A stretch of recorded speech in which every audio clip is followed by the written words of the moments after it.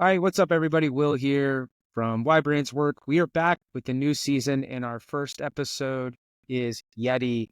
And just as a reminder, everything that we're going to go over on this episode, you can get for free. Okay, so you can go to flowcandy.com/Yeti. You can get the funnel breakdown, the email breakdown, the audit, video recording. You can download it all for free. So everything we're going to be going over on this call will be there. And sometimes people ask me, well, what do you do besides the Why Brands Work show? So this show is sponsored by Flow Candy. So if you are looking to get your flows revamped or your campaign calendar or campaigns done, or you're an e-commerce store using Klaviyo, check out flowcandy.com. For most of you, this won't be relevant. But with that said, Brian, let's jump in to the show. How you feeling today? Are you ready to jump in to Yeti?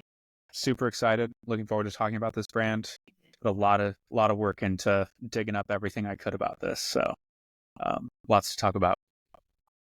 Yeah, it's going to be really, really exciting. In this year, we're just going to try to go way, way deeper. And the first thing we're going to do is just really start off big picture. What's going on with this business? I'll tee it off here real quick. So this business is almost 20 years old. It was founded in 2006. Publicly traded company. Last year, they did $1.6 billion in sales. And currently, they're valued at $3.8 billion, their market cap. Yeah, 3.18. Yeah. 3.18. Sorry. Yeah, can't read. Anything speak to you on that? Well, I mean, we love the publicly traded companies, right? Because that means we get to really dig into the books, see where things are going, really get a better understanding of exactly how people are spending their money and what the breakdown is. But yeah, I mean, it's I think this brand is a lot older than people really think a lot of the time. Because I feel like it was really only about 10 years ago that it kind of broke out into the mainstream, and Yeti coolers, and then especially like the addition of drinkware and everything in the last few years, I think has really kind of pushed them to the forefront, where people actually know what this brand is. But so I was pretty surprised when I found out that they were founded in 2006, because it doesn't feel that old. It feels really modern. Yeah, it does feel modern. I think, one thing that I thought about to add on to that was, a lot of people say, when I first heard of them was the cooler, but that's what I thought, the coolers, like premium coolers, indestructible coolers, coolers that hold, they retain ice. But actually that's not, and this is per their annual report, that's not their main driver of sales. It's actually this drinkware category. Yeah, no, I think that makes sense just in terms of like the market sizes there. There's less of a market for coolers than there is for drinkware. I actually looked at the total addressable market for coolers is only it says about 1.7 billion in 2023, predicted to be close to 3 billion in 2030. Whereas the drinkware market is more like 25 billion. So, it's a huge disparity in like the size, which then kind of makes sense as to why coolers are 36% of sales and drinkware is 62. So I think that was just kind of interesting. That's a great tidbit. It's just a bigger market. It's just a way bigger market. Yeah. Also it's like way lower transaction size when you think about it. I mean, we're going to dive into all this, but the Yeti Rambler, one of their top sellers, is like what? $35. $35, and then their best-selling cooler is like $200. Yeah, exactly. A lot less barrier to entry on a product like that, but it still kind of carries the status, that Yeti has now. So it was a great move for them, and we'll talk a little bit more about the other verticals they're getting into, because there's a few other TAMs that I looked into as well because of some moves that they're making, but we'll probably wait until we get to the products to really talk about that. Yeah. Another thing that really stood out to me, like key stats wise, is they break up their channels into two different channels, wholesale D2C. So the D2C, and we're going to dive deep into all of these channels, but the D2C channel would be like their e-commerce store, obviously direct to consumer, and their Amazon business as well. They're grouping that together. Their wholesale will be their retail stores, their wholesale distribution, retail distribution. What's interesting, it's a publicly traded company. They were actually D2C is outperforming the wholesale channel. Yeah, I mean, a ton of that is going to be Amazon, obviously, Yeah. just Yeah. because Amazon is everything nowadays. So Hmm. much distribution there. Hmm. And I think there's also something unique about uh, their retail strategy where they're not just trying to be in every store. It seems like it's a lot more, dedicated to specific channels, or specific audiences. Like they're not in Target, they're not in Walmart. Um, Yeah. and so, that's a little bit, they're not in some of the more mainstream, like widespread stores. So that kind of makes sense. Hmm. But we can talk a little bit more about that in retail once we dive deep into that too. Yeah. I think that's a great point. I think I read in their annual letter, one of their annual reports or quarterly reports, that they're actually trying to shrink their wholesale distribution. Um, or be like really, really more selective and really be like more premium. Mhm. So it's just interesting. Normally you hear about, or read a lot about these companies. Like last year, we looked at Black Rifle Coffee, for example, and a lot of these D2C brands, like they can get traction on Amazon, get traction on Shopify, but then they're like, hey, if I really want to scale into the mid market and into the enterprise, I have to build up this massive retail play. Yeah. And that Yeah. eventually, what I've seen, not always true, but what I've seen a lot of cases is those brands eventually change and become more of a retail play. Right. Um, but these guys, it's still sort of D2C is their main channel, you Yeah. know? Yeah. And it's funny that you mentioned Black Rifle because Yeah. when we were talking about their retail play, I was in Wyoming at the time, actually, Hmm. and Yeah. in the middle of nowhere, Wyoming, 2 hours outside of the Tetons, at an Ace Hardware in DuBois, Wyoming, Yeah. and I think Black I've been Rifle there. Coffee Yeah. was on the Yeah. shelf there, Yeah. which I used that in that episode as like an indication of just how widespread their retail distribution is.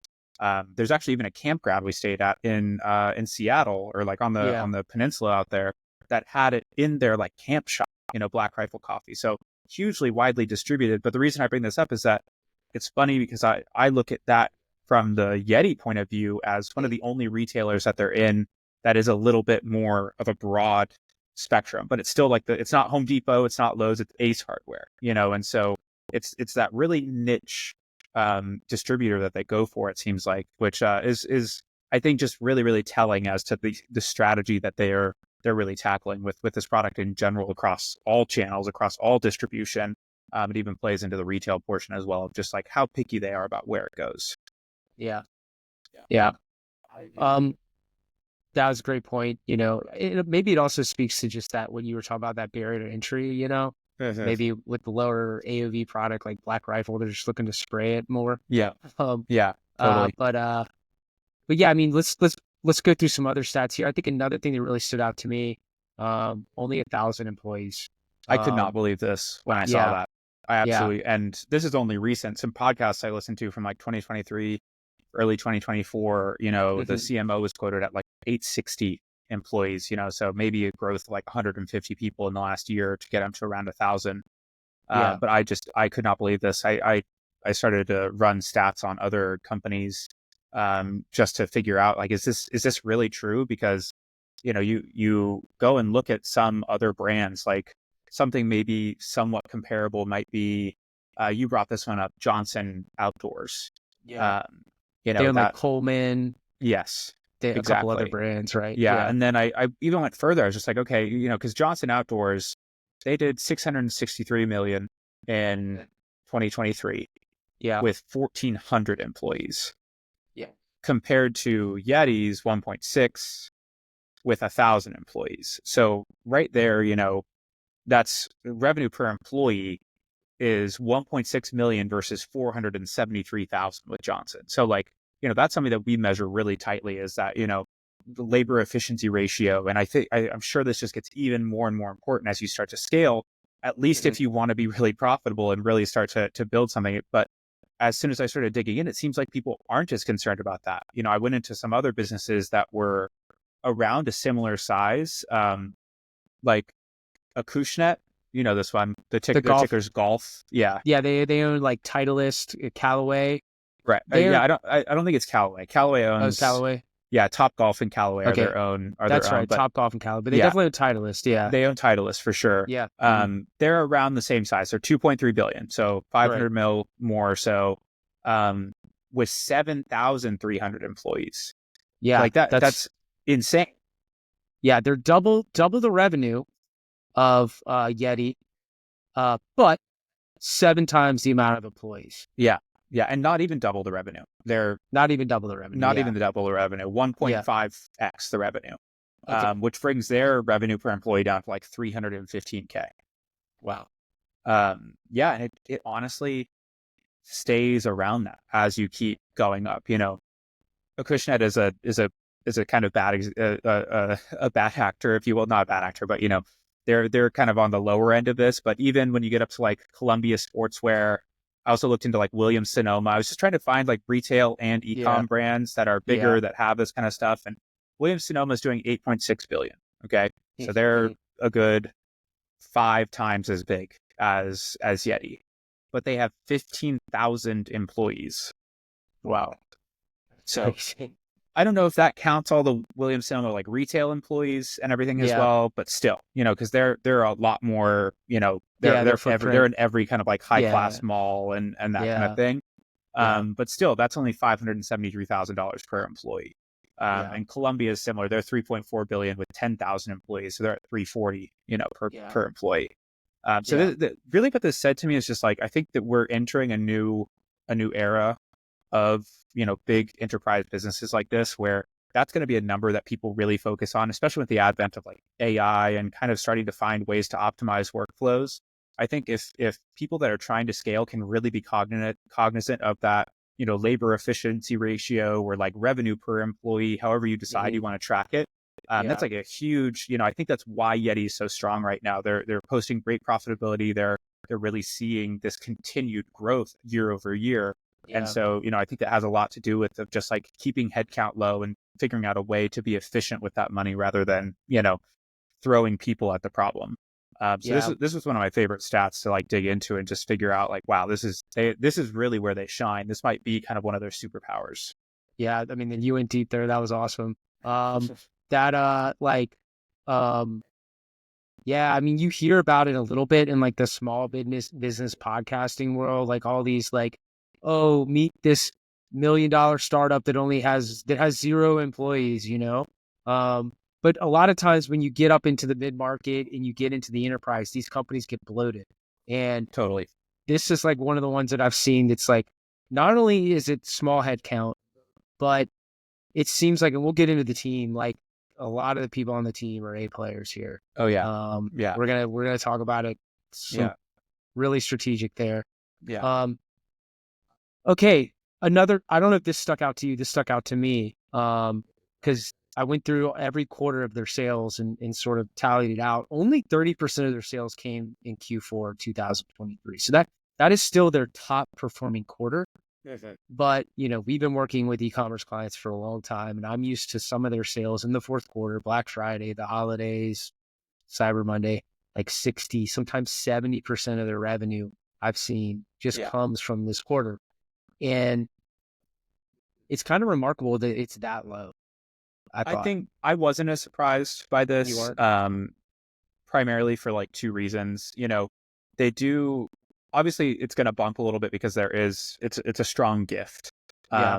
There's actually something that again one of the podcasts I listened to, the CMO was saying it's a gift that you can give that's $35 that feels like 100. You get like a Yeah. Yeti in your hand, it has the branding that's heavy. It's like Yeah. it's a really good gift. So obviously sales are going to bump there, but the the products themselves are more year round or more summer based, to be honest.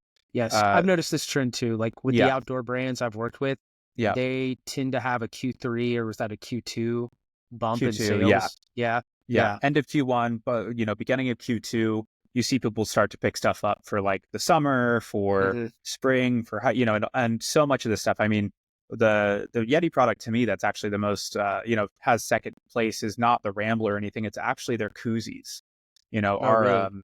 have you seen those metal koozies? They're can Yeah. Yeah. koozies where Yeah. you screw the Yeah. top off, you put the can in. Yeah. Um, all of our fans. So we go to the beach in the summer and We have a Yeti cooler, which, that's kind of the go-to. But aside from that, everybody has a regular can size and the slim can Yeti as well. We all have two Yeti coolers just because they keep your drink cold for hours. And so, that's more how I think, people are thinking about this now. When you need to keep stuff cold, you need a cooler. It's more in the summertime than it is in the winter. So I wasn't that surprised. I was like, okay, people are buying this in the spring. People are buying this in the summer. It's more like that kind of, the thing you're investing in for beach days rather than, Christmas. I think that's probably why they just get the bump from like gift giving and whatnot. Right.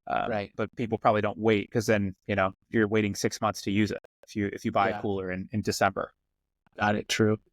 Okay, I got only one more thing, but maybe you have some stuff because I know you dive deep in this too. They have made 2 acquisitions. I don't know where we're going to talk about this, but I think this is going to be a big part when we get into a little bit more of the strategy here. 2 recent acquisitions. One is Mystery Ranch, which I'm actually familiar with. It's founded by the guy who started Dana Designs way back in the day, like a backpacking company. And then what was the other? They acquired like a cookware brand too. Yeah, it's Butter Pat Industries. They're a cast iron company. Yeah. And these are, I think we'll talk about it deeper in product, I think, is the place for us to go with that, because this comes back to like the different markets that they're trying to kind of tackle here, and what I think that strategy might actually be. You can start to kind of see the foundation of what they're trying to lay here with the different stuff that they're doing. So yeah, I think we've got a product slide, so we'll jump into it then once we get to that. Cool. All right. Anything else that we missed on the stats? I don't think so. I think we can. Yeah, let's keep going. Okay. So that's just one of like 25 slides we're going to go through today, guys. So like I said, we're going deep. All right, let's get into the positioning because this is interesting too. And we're going to talk about this for a while. Yeah, absolutely. So I'll start it off here. I think what really attracts me to Yeti is, and I'm always loved these brands, but they're very rare. The brands that basically invent a category. I think of like, Ziploc and Uber and Google and, more recently like Spanx or the Jolie shower head that we talked about. I was just about to say Jolie. Yeah. Yeah. So they literally invented this premium hard cooler category. Before Yeti, there was no $300 cooler that was focused on ice retention and being indestructible. Yeah. No, I think that's it obviously came from a place of building something for a need. We'll talk more about the founders in a bit, but they were fishermen and all that, and noticing the need for it, building it. And it's also, I think that plays a lot into positioning from like a brand perspective. You see down there, built for the wild. That's kind of if they have a tagline, that is it, right? Yeah. That's what you're going to see on a lot of their stuff, because that's the whole point of it is we saw a problem. We saw a need for more indestructible, can face the elements, can be out in the wild if, the hardness of the cooler to match how badass and hard you are to be out there in the wild doing the thing. And they just carved out this niche and then started applying that to other product lines, and kind of, but still really keeping that same idea of like, okay, every single product they build has that kind of indestructible, heavy feel to it, which I think is really cool. And it is honestly a great position to be in because, like with your second point here, you already mentioned Kleenex, they are creating this like generic trademark. It's like, you don't grab a tissue, you grab a Kleenex, you call an Uber, you Google it. But we say it at the beach, grab the Yeti. Like, we're not talking about grab the cooler. We say, did you fill the Yeti already? Like, did you do it? Or if you're looking for your koozie, we use that word interchangeably for multiple things. Like, where's my Yeti when you're looking for your tumbler, that kind of thing in the cabinet. So, it's pretty incredible what they've done. Yeah. They're able to basically, I think, what I heard you just say, from my perspective would be, first off, like the built for the wild, like they were able to take that premium positioning and put it into all these other categories. Like we're going to talk about the drinkware category, and we're going to talk about, like these acquisitions they're making and sort of the categories they're going into next. But everything is following that super premium. And this is why generic trademarking is so special, because specifically in the cooler market, they're competing with Pelican is a big brand. I've heard of, they make like these sort of indestructible cases. Mm-hmm. Um, they're competing with lower end, obviously, like the legacy incumbents, Igloo and Coleman. Mm-hmm. Um, but there's these other brands out there like Ozark Trail, RTIC, Grizzly is another one that I remember. And to your point, it's like a lot of people will say, "Hey, go put this beer in the Yeti, put the fish in the Yeti," but it's really a Grizzly, it's really an Ozark Trail, it's Yeah, really an RTIC, and yeah, that's like the power of that generic trade that we're talking totally. about here. Yeah, and you can see it in product design as well. Like there's Yeah. a lot of other cooler brands that are jumping on that same, like they're starting to design their products to look like Yetis in a way. Mhm. They might use that the pull latch design, which I had never seen on a cooler before Yeti. It's like the rubber into the latch instead of like a clip or something like that. And you'll see that on other brands now, where you'll see kind of the ridged edges or like the grooves in the side that are trying to like emulate this position, just because they have such a strong brand recognition from the product, from the name, from just the quality of the product. And so people are trying, the position is so strong that people are trying to ride the coattails in a lot of ways. Yeah, for sure. And because of that, they're allowed to position themselves at the top of the market, in my opinion, in terms of pricing. Mm-hmm. Um, when you look at the cooler market, um, they are probably the most expensive one. I mean, Pelican is also really high quality too. Yeah. Um, you get into like RT or Arctic, is that what it's called? Arctic, yeah. RTIC, Arctic. This one is like an interesting one because it's like similar quality, but it's a lower price. Obviously, Ozark Trail, I think that's a private label from Walmart, Yeah. and then or a white label, whatever you want to call it. And then Igloo and Coleman, they're just not even in the same playing field with Yeti. Right. And can charge a lower. It's like a totally different category now.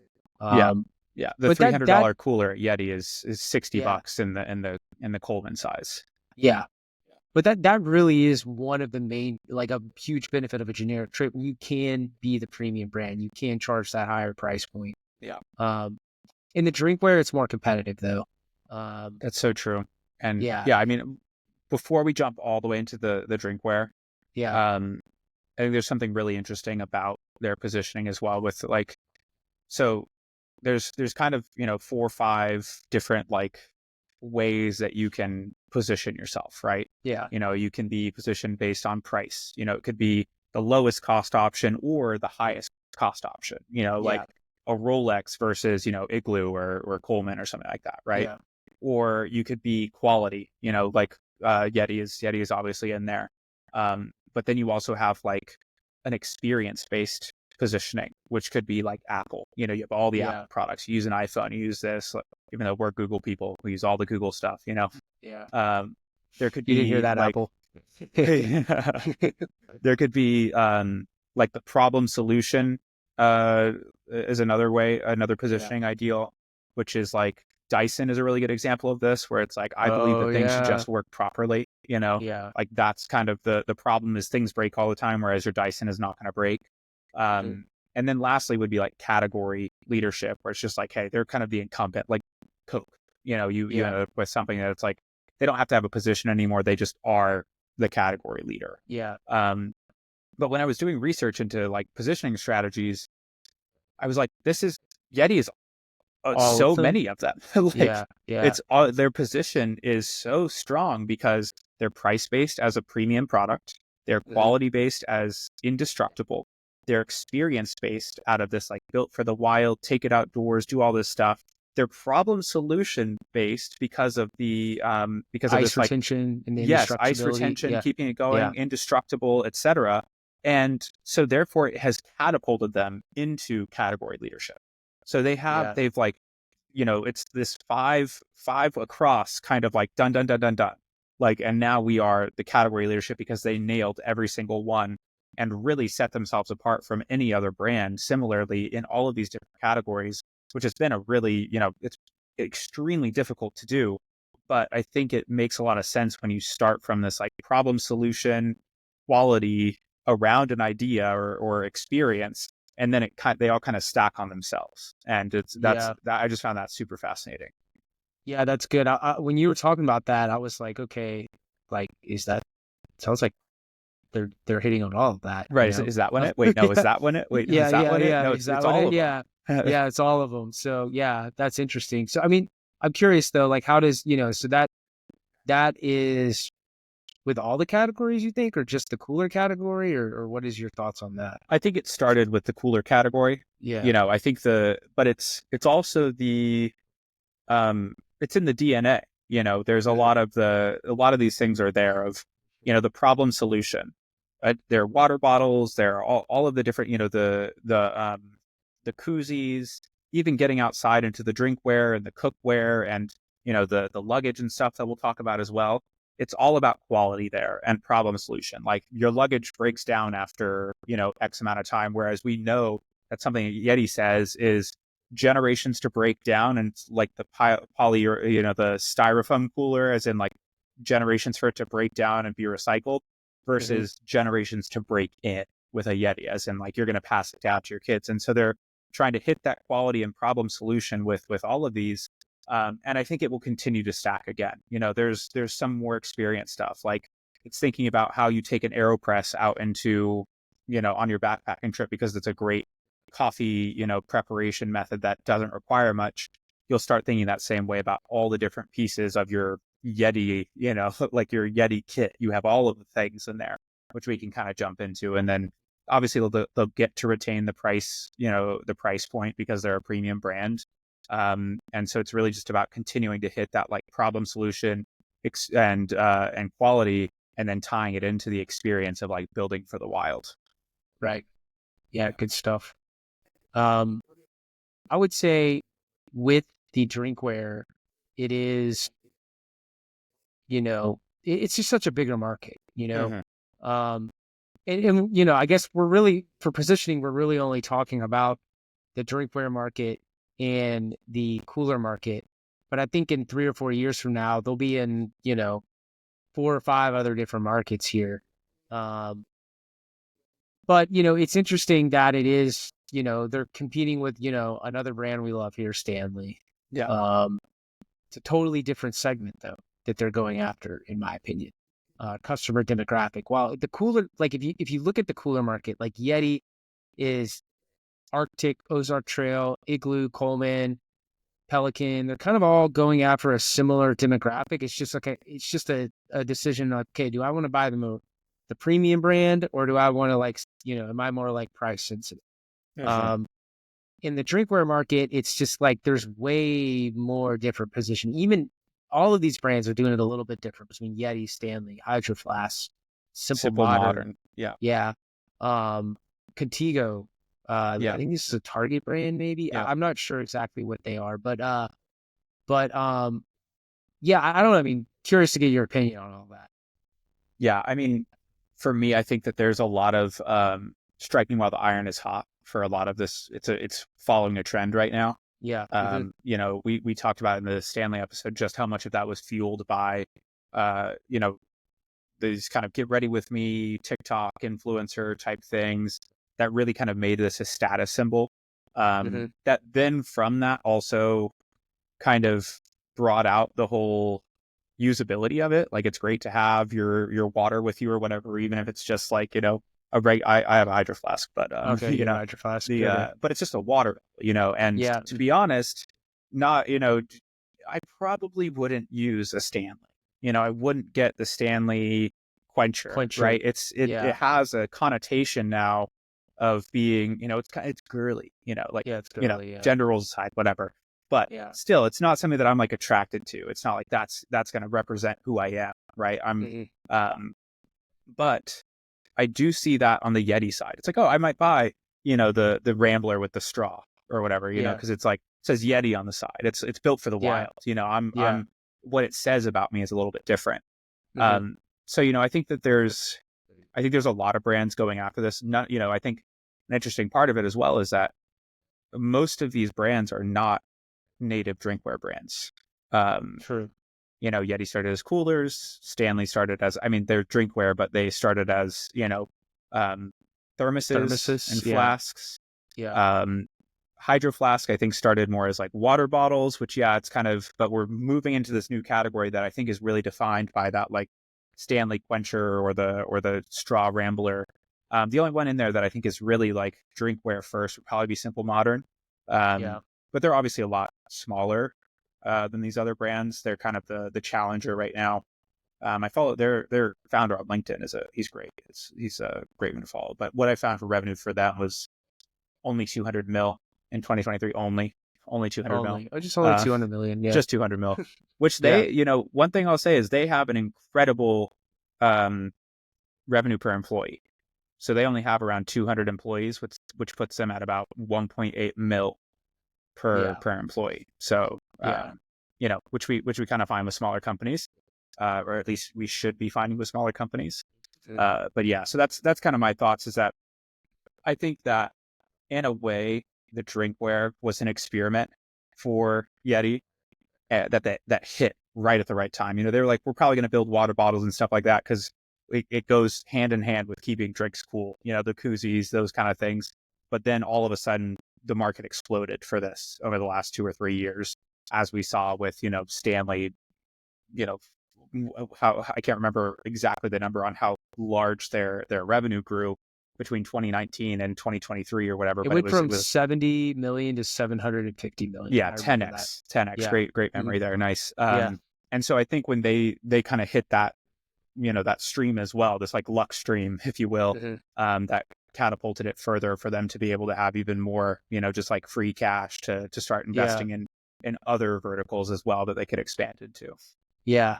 I think in the drinkware market, you can bridge into different categories a lot easier if that's the right way to say it. It's kind of like what you were saying. Stanley's more girly, it's more trendy, influencer driven, Mm-hmm. daily drops. They hired the guy from Crocs, Yeah. and they're following that exact playbook. Yeti is more hunter, fisherman, Yeah. and so they're tapping into that more like built for the wild sports enthusiast market. Funnily Um, enough, it's what Stanley used to be. yes, It's what they're Stanley like and yes, that is a great point. They're yeah. basically taking Stanley's whole market. Yeah, Yeah, they're yeah, exchanging. They're like, okay, now it's yeah. this, and that's Wow. actually another thing about their positioning that I find so interesting as well is that they are. I put them in the same group as like Carhartt or like Yes. Timberland. Yes. Where these are workwear, work boots, something that was initially created quality for people that are rough and tumble using it Yeah. that then becomes like essentially appropriated into like mainstream culture and fashion as just like a status symbol. Hmm. And they're known for the quality, and yeah, Carhartt's awesome because the shirts are great. They have Carhartt. great material, they last for a long time. Yeah. Timberlands are awesome boots. They last you can buy one pair and they're going to last you 5 or 6 years. Whereas and so it's the same thing with Yeti. It started as this out of necessity, and then quickly becomes a status symbol. And honestly, Stanley follows the same thing. Their thing has always been Yeah. quality as well. The Yeah. indestructible thermos or whatever keeps your drink hot for 18 hours, and Yeti is similar, but keeps your drinks cold for 18 hours. Yeah. So I feel like Yeti also, like Carhartt's a good one. Have you heard of this brand? Maybe this will be in a future episode. Sitka, I think is what it's called. I have, but Sitka I'm not, what do they sell? and Kui. These are like super elevated hunting brands. Like Okay. literally, like I'm gonna buy $800 duck gators, or I'm gonna Wow. Okay. spend $200 on my fleece. Yeah. Yeah. Very What much a are status. you going to start picking up hunting? You're buying $800 duck No, gators? no. I was just shocked when I saw the price tag. I've looked at this. I've heard about this brand before, and was just Yeah. like, wow, it's like Lululemon prices for huntwear. It's like Lululemon for huntwear.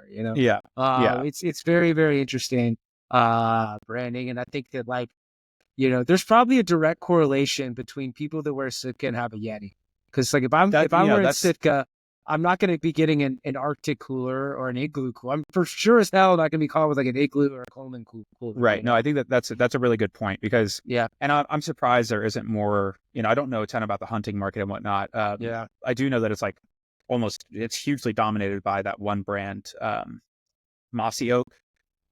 Have you seen That's like that? the lower, yeah, that's like the lower end. Yeah, So exactly. That's the Sitka would be like, Coleman. Yeah, yeah, Sitka would be like, I'm going to 10x the price on Mossy Oak, right, basically, you right. know?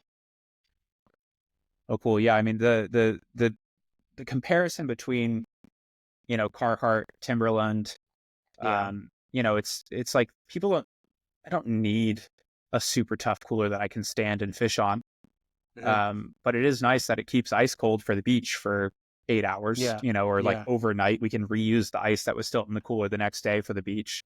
Um, and so it's pretty cool. And I think they do a really good job of reinforcing that positioning in a lot of ways. Just the quality, we've talked about all these things, but the content they create, which, we can talk in more detail about this later, but they I don't you saw the Yeti Present stuff, like the films and everything that they Hmm. make. Hmm. They're all about like living vicariously through these people who do wild, wild things. That just Hmm. kind of reinforces that experiential positioning, Mark, where it's like these are the people that use Yeti. These are the people Yeah. that Yeti is designed for. And so we kind of get this whole used by the hardcore, which makes you want to. It feels like when you pick up the Yeti, you're like, yeah, we need this. Extra long ice, retention for while we play cornhole on the beach. Right. Like Yeah. it's a cool, it's that whole idea of like people don't buy what your product is or what the features are, they buy how you make them feel. At the end of the day, it's Hmm. always about how you make them feel. And Yeti makes you feel cool, makes you feel Yeah. hardcore. Yeah, for sure. Cool. All right. So anything else on positioning, or have we, I'm No. sure we'll come back and talk about this, but, Yeah. It's it's I, it's integral to all of their stuff. So we'll keep touching on it. yeah. All right, let's talk about the product line. So we kind of already talked about this a little bit. Yeah. Um, so yeah, I'll kick it off. I mean, coolers is obviously their their foundational product line or category collection, whatever you want to call it. Um, that that hard cooler you see down here on the in the bottom, that was like the foundational product, their original product that they launched. But now they got soft wheeled bags. I think what was it? It accounted for, I forget off the top of my head. Um, the cooler segment is 36% of their sales. Um, and we talked about how they invented a generic trademark, or is that what it's called? Generic trademark. They've really invented that premium cooler category. And then they've got the drinkware. I mean, is there anything you want to talk about here? Oh, there's so much. Yeah. Where do we even um, go? Yeah. Yeah, so just so we're clear, like these bullets, the headlines here, this is how they segment categories on their website. Okay, Got it. so we got Yeah. coolers, drinkware, and cookware as one Yeah. segment, Hmm. bags, cargo, outdoor living, and then custom and personalized isn't on there, but that's another whole category that they Yeah. have as well. Um, so first and foremost, it's not drinkware; it's drinkware and cookware. Okay. Um, and with that, it's not just drinkware as in water bottles and cups. It's coffee and tea. It's barware. They have a French press, a Yeti French press. They have a Yeti pour over for the coffee as well. They have a flask. They have a shot glass set, like something you could take out in the wild, but with a case around it. It has like 4 shot glasses that stack into a case. And then they have a cocktail shaker. They have all of this. They're really moving into drinkware, as in it's like, I think when you really start to think about it, like look at that photo there. You got the solo stove, you got the dog bed, you got the cooler and the chairs. Everything in that picture is Yeti except for the solo stove. Yeah, You I was know, about to say, do they make solo? They make stoves now too? no, I don't think. I No. think that's probably Yeah. a solo. It looks like a solo to Yeah. me. Yeah. I'm It looked not like a positive. solo to That's me. actually Yeah. I wanted to go to. This is actually in San Jose, so it's only an hour and a half, but through traffic Yeah. from where I am right now. So I wanted to run down here and take a look at this store. But this really starts to show you where they're headed because you're an outdoorsman. What Hmm. does that setup? What other store does that setup remind you of? REI. Exactly. Yeah. Exactly. This Yeah. setup is exactly reminiscent of what you see at REI. They have the tent set up, then they Hmm. have the chairs, and then they have a stove in the middle. They're trying to bring you outside, inside while you're in the store, right? So Yeah. so you're kind of going through the list of things that you need for the trip that you're prepping for. And, spoiler alert, this is my idea. What I think their strategy is like they're going hard on the outdoor complete market where everything could be. I could see them going even as far as like tents and sleeping bags eventually. We already know by first off that they're going with the outdoor cookware. The purchase of Butterpat, who only makes the best stainless steel, brushed stainless steel, beautiful, beautiful stainless steel pans. Like I saw them, and I was like, I need one right now. Um, they're gorgeous. They're really good quality. It is in line with that ideal behind Yeti of like it has to be the best quality, has to be really, really good. And I think they're just going to keep stacking categories like that until you're prepping for a camping trip and every single thing you load into the back of the truck could be Yeti. You know, Right. Yeah. it's so clear that that's where they're going. It's early on because their cookware, the only thing they have is this cast iron right now. But I could see it becoming like grill plates and then, tongs. And then, you also need the like carrying case for all of this as well. And then like, how about oil and spice, containers and things like Hmm. that. So other than the cast iron, they also have, food storage. So that's already there as Right. well. Those like glass Yeah. Tupperwares. Yeah. Yeah. So I'm obviously pumped about this. Yeah. Getting pretty excited here, but it's really, really cool what they're doing. When you start to jump into the other purchase of Mystery Ranch, that's going to catapult their bags category. They Hmm. don't have any collabs yet or any cross products because I think that acquisition was just made like late last year, right? Last year. Yeah.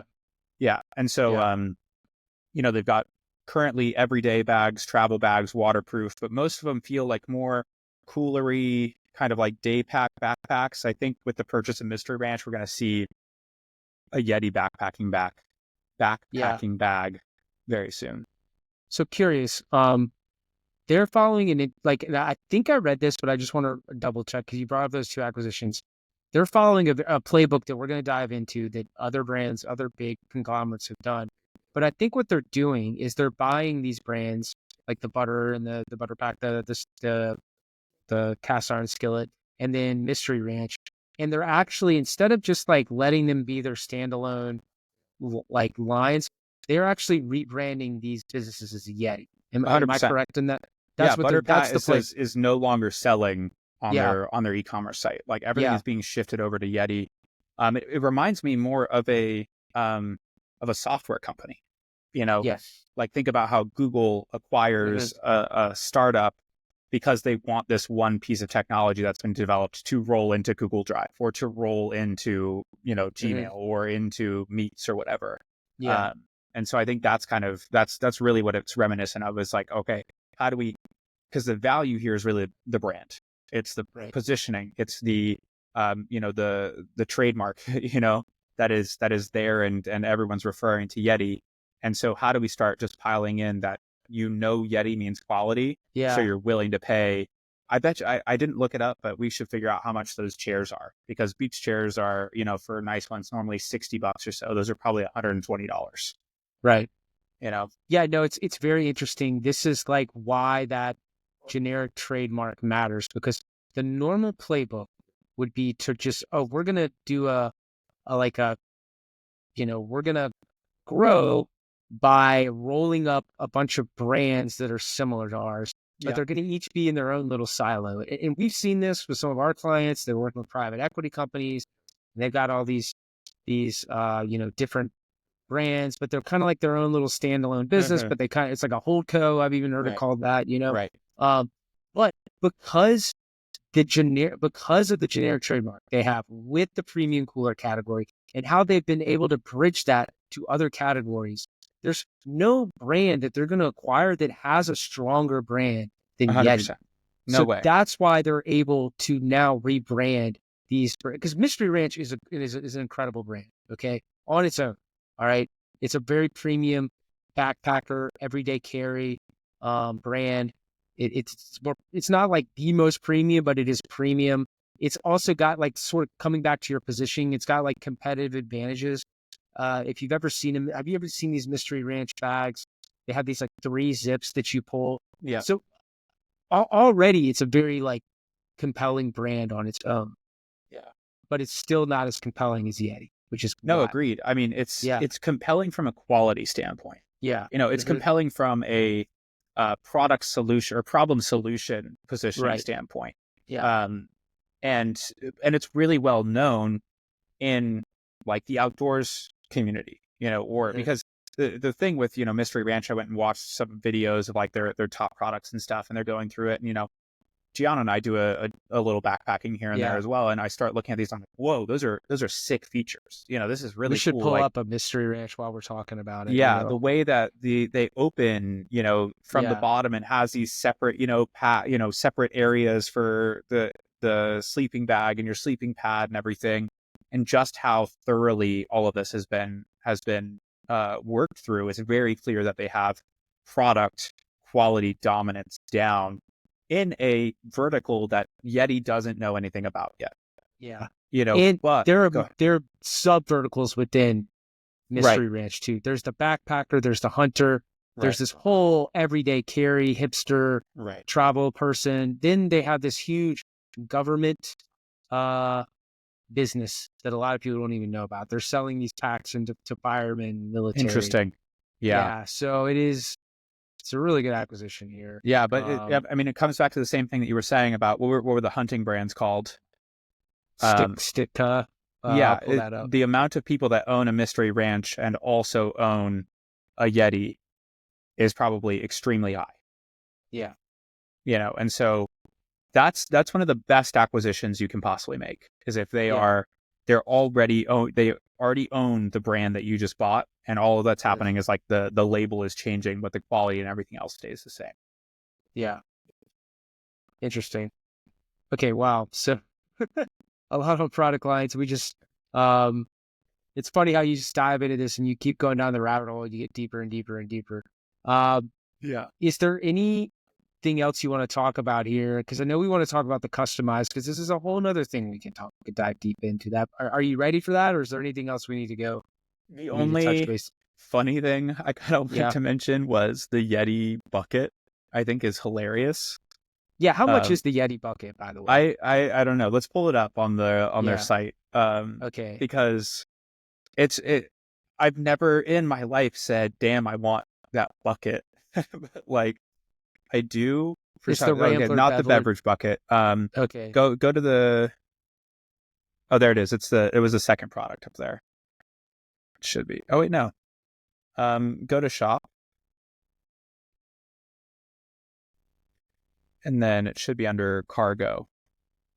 So this is a unique category in general that I hadn't really thought about. Yeah, the loadout bucket right there. Okay. So you have the hard cases and go boxes and stuff. This is obviously a holdout from the fishing days. Like I have a hard time thinking about other applications for this other than like on your boat for fishing. I'm not sure that people would use this in like a construction or anything like that. It's a $40 bucket where you can go and get the Home Depot one like for $5. Yeah. $5 or whatever. Yeah. Definitely like a status symbol to put on your very expensive fishing yacht or whatever. Yeah. Yeah. But it's when you go and look at like the gear holster and stuff, this thing becomes like your own, everyday carry type thing. You can get all these, like, you can put all your tools around it. It's got its own little tool belt and loadout thing, and it's a pretty funny product that I didn't even realize Yeti made until like diving a little bit deeper in here. Yeah. I mean, you can hold a motorcycle. Yeah, It's not, it's classic. like a buy it for life type thing. Yeah, Just what like a great what a great way to market it. Let's put a motorcycle on top of it. Yeah. Yeah. Yeah. Cool. Yeah. I mean, I mean, in this product, I mean, 2,100 reviews. Yeah. And knowing what I know about reviews, like only like 5 or 10% of people ever leave a review. Right. Like this is sold. Yeah. Time. This is just on their D2C shop. Okay, cool. So we went into product. We got a now lot into the more to custom. unpack. Yeah, custom products now. We're not even an hour in here. Okay, so this is a whole other business that they're doing. This is it's amazing. Yeah. I mean, there are, first off, the thing on their website that's pulling in a lot right now, or that's really interesting right now, is this whole, if you go to the homepage, they have a lot of banners on their AI customization. So if you scroll Yes. down a bit, uh, I was playing around with this. yeah, it used to also Make be, it yours. yeah, that one. It used to also be in the top banner as well, which it probably is if we Yeah. let it like cycle through Hmm. enough. Um, but you can customize it just regularly, with your initials or, the sports teams that they have or different designs that are preloaded. But up here, they have introducing AI customization as well. So if you go back to our slides, I have two that I did for us for this reason. Had to get Pepper in there. So we have Yeah. I asked for a dog a dog driving a boat with sunglasses on. Hmm. And then on the red one down there, that's two guys recording a podcast on the moon. So that's Yeah. us Nice. recording a podcast on the moon. But then also Hmm. you can like upload your logo. We got the Y Brands work up there on one of the tumblers too. Hmm. So it's interesting the stuff that they have in terms of like already usable files is massive. There's like NFL, NHL, MLB, colleges, USA. Like if you want like a patriotic one, they have, every state has like at least two designs. So you can get like a cactus one for Arizona, you can get a peach one for Georgia or whatever. They have landscapes, all the zodiac signs, celebrations. If you want to do bachelorette party or anniversary or birthday, they have a partnership with Austin FC. They're like headquartered in Austin. Yeah. Their founders are from there. They had a partnership with Tottenham Hotspur for a while. All of their branded merch is Yeti stuff too. Um, so it's pretty incredible what they're doing with like the ability to customize. I know that this is pretty like mainstream. Like a lot of brands have this ability, but the fact that they're securing so many libraries of different licenses to actually use it for these really popular things makes it so easy to find that gift for XYZ person that likes whatever. And then obviously they have huge corporate accounts too that they're just doing huge orders for putting American Express on the side, or I think they did a big one with Oracle Racing, like the Yeah. They F1 own. team. Yeah. The one Max Verstappen, Yeah, Red Bull Max Verstappen. Oracle. Yeah, Yeah. and so it's this is obviously a huge category for them. I think this is really where they lean into the gift side of stuff. Hmm. That it's easy to get that customized, because I don't feel like people really buy customized things for themselves necessarily. This is more about kind of finding the exact thing for someone. And I love the little AI edition too. It's pretty fun, and an interesting use of it. Probably not the most profitable or like really Yeah. how often is it actually being used, but it's a cool little experience, a little web experience that they're creating to try and drive more interesting things that are going on, which at the end of the day is going to be paramount. It's really Yeah. important to just like keep having that kind of surprise and delight or different things that you can try as a brand or as a customer. Yeah. I wish we could have found like a little bit more stats on it, because I was, um, curious, like how I think this AI thing is just so new, you Yeah. know. Yeah. Um, so like it's probably just been rolled out this year or last Yeah. year. Um, so but like I will say the execution on the library around the licensing deals. Um, and I don't really have a lot of visibility. I'm not an expert in that, but these are big deals you're signing: NFL, NHL, MLB. You know, um, it's similar. It's not quite as um, it's not quite as advanced as the playbook you see with like Skims. Hmm. Where it's like we're partnering with celebrities. We're gonna do, like we're gonna do a Patrick Mahomes line for Right. Christmas. And we're the whole week it's gonna be Patrick Mahomes. And they're not quite that.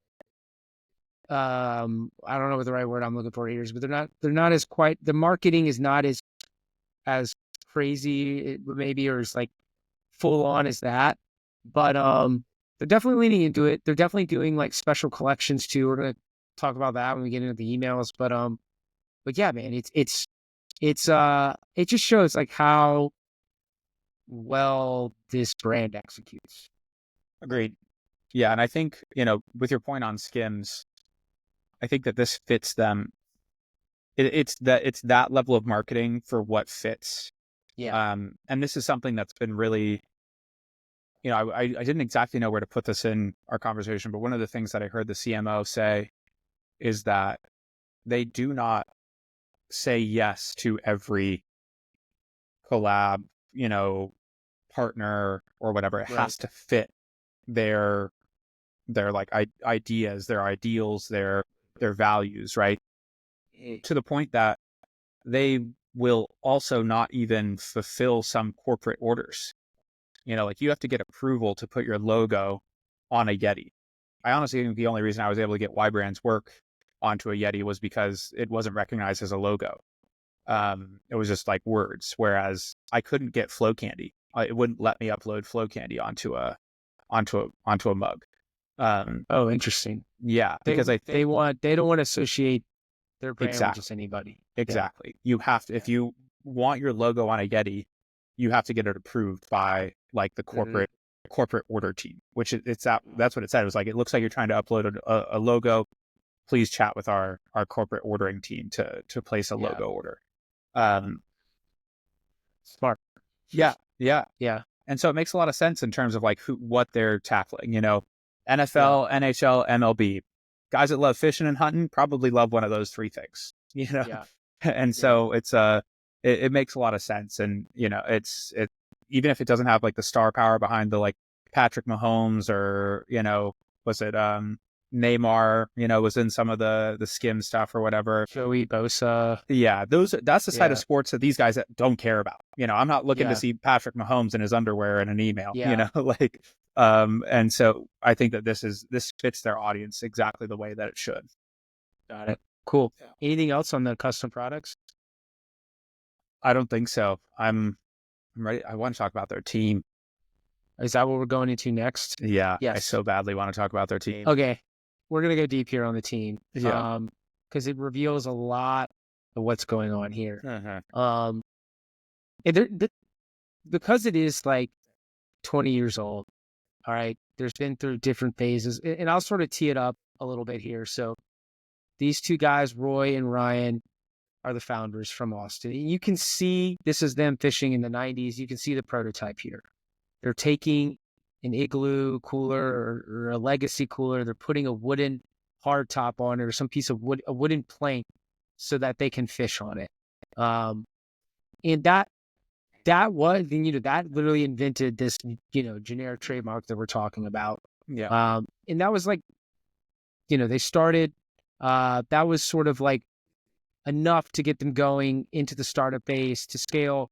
I don't know the exact numbers, but this became a multi-million-dollar, maybe even $100 million business. Yeah. Before some of these other people came in. Yeah. Just fueled and it- by a love of the outdoors and Yeah. fishing and hunting and being out there doing stuff. There's an interview with their dad who's saying, couldn't keep them inside. It'd be huge thunderstorm going on, and they'd be outside in the ditches trying to catch like whatever crawfish or whatever comes up because of the rain or whatever. There's apparent it's easier to grab them all out, and they are out there with buckets. Just and they're 10 years old or whatever. So they've always kind of just been these like really outdoor passionate people. And at the beginning of a product, at its inception, that's what you need. You got to have that person who really believes or understands the problem and like is wants to fix it for themselves at the end of the day. Yeah. So they're sort of like the early adopters, the advocates. They're out They're the there. Steve Jobs of coolers. The Steve Jobs of coolers. Yeah. So they sort of started this brand, and then I guess it was sold to a private equity company. I don't know if I did any research on what private equity company it was sold to. No, I didn't either, actually. Yeah. Because I got so enamored by the people that they put in to run the company that I don't even care about the private equity company, because they're doing their job by getting the exact people in the right seats. So this is a playbook. I hear like mixed, some people say, oh, acquisitions fail, or I've heard horror stories about private equity. Um, this one they got right. Mm-hmm. And I think the key hire was Matt, who's still the current CEO. Came in late 2015, was hired by this private equity company to come in as CEO. His background, UVA, MBA, ex Donner, which I forget what was that company. I researched Donner a little bit. I forget what they were. But definitely Bushnell. He moved on to Bushnell, which a lot of people might know is like Mm-hmm. a in this category. It is so what do you binocular company, or like a Mm-hmm. hunting scope company. Yeah. So very like aware. And I think Bushnell had some acquisitions. Like Bushnell acquired Camelback, if you remember that. Yeah. Um, Donner was medical sales, Okay. medical and dental sales. Then moves over into this category in Bushnell. Gets like a senior leadership position there. Goes through that acquisition of Camelback, and I think at that point, like, he gets approached by this private equity company. And I don't know, there was an article on the UVA blog, or some article on UVA about him, where I don't know if you saw this, where he was like skeptical of taking the position. Um, it was a little bit of a down move, you could argue. Um, but I think he saw early on, kind of like what we were talking about, like this this once in a lifetime opportunity Mm-hmm. around this brand owning, like really creating its own category. Yeah, totally. I think that we always come back to like the DNA, or like whatever Yeah. that feeling, the vision, the values. Mm-hmm. Um, we know how important that is, and just in every business, you have to be aligned. You have to know kind of what the goal is here. What are you trying to do? What drives you every day to show up and keep chipping away at the problems and the fires and all of that kind of stuff. And that's going to attract the best talent, even if it feels like a little bit of a step down. Mm-hmm. Um, and yeah, I agree that this was probably one of their best moves, Mm-hmm. was hiring Matt. I think he also brings a lot of like team management and everything into it as well. Yeah, he To then, recruited a lot of the team. This guy is like a very, very solid operator, yeah, was my impression. Yeah. yeah, yeah, and I mean, they're obviously operationally they're incredibly sound. The margins, the number of employees, like the revenue per employee, being just knowing, kind of inferring from those numbers, you can tell like there's not a lot of waste in here. Mm-hmm. And obviously they have their C-suite, and there's some other great names in there as well. Um, Joey, I believe, is the CMO. Really, he was a ex Uber. He worked there doing Mm-hmm. like leading the experiential marketing department, which I think was a great hire Yeah. for Yeti as well, because there's so much experience involved in what they do. And I think outside of the C-suite, there's some exciting people in there. I think what really shows where they're going is their board of directors. To the point that, if you are okay with it, I think we should pull up their Yeah. investor.yeti.com, and Yeah. look at each person, just because these are some of the most capable, diverse people that you will find on like an outdoor company board of directors. Yeah. Um, When I saw this, when I went through their board of directors, I was like, I know exactly what they're doing now. It yes, was like that's like, um, it became like a lot more clear. I don't know where I find that. I Where is it? think it might be Governance? in. Yeah. Yeah, there it is. Okay. All right, so yeah, let's just go one at a time, honestly. So this Um, this was the first tell. yeah, Rob, the chairman of the board. yeah, Um, VF Corporation, which I'd never heard of.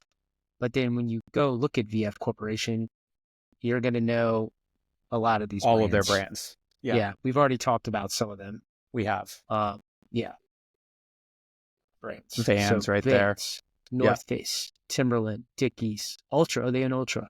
Eastpak, Icebreaker, Jansport, Kipling. I think I've heard of every single one of these, Yeah. except maybe Nupper or G. Nupper, I don't Yeah. even know how to pronounce that. Agreed. But so yeah. And it hits that mark of what we talked about earlier, where it's straight up Timberlands, Yeah. where it's a quality brand that's been appropriated for streetwear. The Right. North Face, quality brand that's been appropriated for streetwear. Yeah. Dickies, quality brand that's been appropriated for streetwear. Vans, quality brand for a very specific purpose that's been appropriated for streetwear. Mm-hmm. You know, and so that playbook is just, so clear. And the fact that he comes from a financial background of like retail giants just shows you like he's the kind of person that when you're trying to hit scale as they are, because they're going through like international expansion right now, Yeah. the kind of ordering and stuff that's going to go into this, like how do we go from 1.5 billion to doing 3 billion in sales next year? That takes some very, very calculated risk in terms of inventory management, like the orders and the actual logistics of all of that. Mm-hmm. They're also going through trying to change their suppliers and everything as well, which there are some other people in here that I think are also fit to that, but this is another person that I think has the mind of being able to really see how to get you to the next level, see Yeah. how these other brands that are in every single mall are in all over the world. You can go to a Van store and bank, Yeah. like Mm-hmm. and how do you start to manage this like more global presence that Yeti is definitely starting to undertake from their annual reports. It's a goal of what they want to do. Right. The $1 million question I want to know is who here, I mean, someone on the board, I mean, they obviously had to talk this through. I mean, an acquisition is a huge strategical move. Yeah. So like where were they like, hey, we should follow this playbook from VF or that a lot of businesses do. Yeah. But we're going to do it with a twist where we put our Yeti brand eventually on all of these. Yeah, All of these businesses were acquiring. I would have loved to be a fly on the wall for that conversation. totally. Yeah, I Yeah. mean, of all of the people on the board that had the one that I see where they mention M&A as an expertise of Yeah. theirs is Allison Dean right there. House and Dean. Okay. She managed M&A, I think, for, was it iRobot. iRobot? Yeah. Yeah. Um, so I think, and that's obviously like a tech company that probably did a lot of strategic acquisitions in terms of technology and software. Right. So I'm guessing that might answer the question of who's So kind of that's where you managing got this. that software sort of playbook that you were Yeah, talking well, about earlier. that's just the first step. The other big one that is a software one is if you go back to Beth Axelrod. She was, I think, third on the list. Yeah, there she is. Yeah. So Beth is ex McKinsey, ex eBay, ex Airbnb as their HR manager or like the HR director. And she wrote a book called The War for Talent, which is all about Silicon Valley, Yeah. headhunting, finding the right people, A players, putting the right butts in the seats, attracting, developing, retaining top talent is like the key competitive advantage. And so she's the strategic mind behind all of this, and coming from like the most competitive talent pool in the world, Silicon Valley. Like if you're in the Bay, trying to find the right people to work for your company, there are the highest payers, biggest problems being solved here. And she literally wrote the book on how to do that, and did it at eBay, and did it at at Airbnb. Two of like each decade, it's probably one of the in the early 2000s, one of the largest success stories of the early 2000s, and then one of the largest success stories of the 2010s. And now she's on the board of directors at Yeti with a physical product, probably thinking in the exact same way that she would at a software company, which is why they have such a high labor efficiency ratio, why they have such an incredible revenue per employee. It's because they're thinking like a tech company. They're thinking about only hiring A players, only doing whatever you can to retain those people, making sure they're a good value fit. All of these things that end up being, are they bought into this? Are they willing to work their ass off because they love the mission and the values that we're pursuing? And I think that's probably what they're up against there, and why they're able to retain such an interesting like perspective, or an interesting like advantage in the employee realm. Yeah, it's funny you say that. There was something that yeah, there's not a lot of stuff on Matthew, the CEO. But in my research, he sort of like tipped his hand a little bit on hiring that you were just talking about. I don't know if you saw this. He was saying that he likes to hire people with mental agility and a willingness to stretch, was the words he used. And there were certain companies, he didn't name the names, I could probably guess, but there were certain companies he said he would prefer not to hire from, as their corporate culture and training programs are often so strong, they can almost compromise an ability to think broadly and into new contexts. And, maybe with Elizabeth here too, I mean, it's hard to say that everything comes down to like the board of directors and the CEO, Right. but I think that when it comes to high level strategy, I think it does, and, um, that hiring philosophy around like, we're not just going to hire anybody, Right. like we're really, especially like he hired that, that core executive team that we can talk about, or is it, where's governance? Um, these people are all probably A players Right. that were very like, again, like handpicked probably by Matt and the board, and very like pushed to strategically think. Well, I mean, that's how, you know, even on a small Hmm. scale, Hmm. thinking about it from our perspective with Flow Candy, it's Hmm. like, even if we're not making the direct hire because now we have someone to help us with that, it all comes from this idea set in place of what is the overall strategy we're running with. And that's Yeah. always going to come from the board of directors, because it has to be approved by them. If Yeah. they're, Yeah. they're going to give feedback of, on, well, you're running into this problem because of XYZ. We don't Hmm. approve this plan unless you do, X. Yeah. And so it just comes down to that. Yeah. At the end of the day, the C-suite are the implementers, and I see the board of directors here, just like you said, really shows their hand as to like how they want the company to be guided. Because you Yeah. have to. Yeah, the CEO is going to make these visionary decisions, but it is in, they are always accountable to the board. That is Hmm. who they're talking to make sure that what they're doing is going the right direction. And so it's um I just being able to look at a board of directors like this with how diverse it is and how weird. Like, I'm glad you're on Frank right now, because this is probably one of the weirdest. But I'm just following after that, like Silicon Valley playbook that they're going for, you Yeah, know? yeah, Yeah, with the Zynga.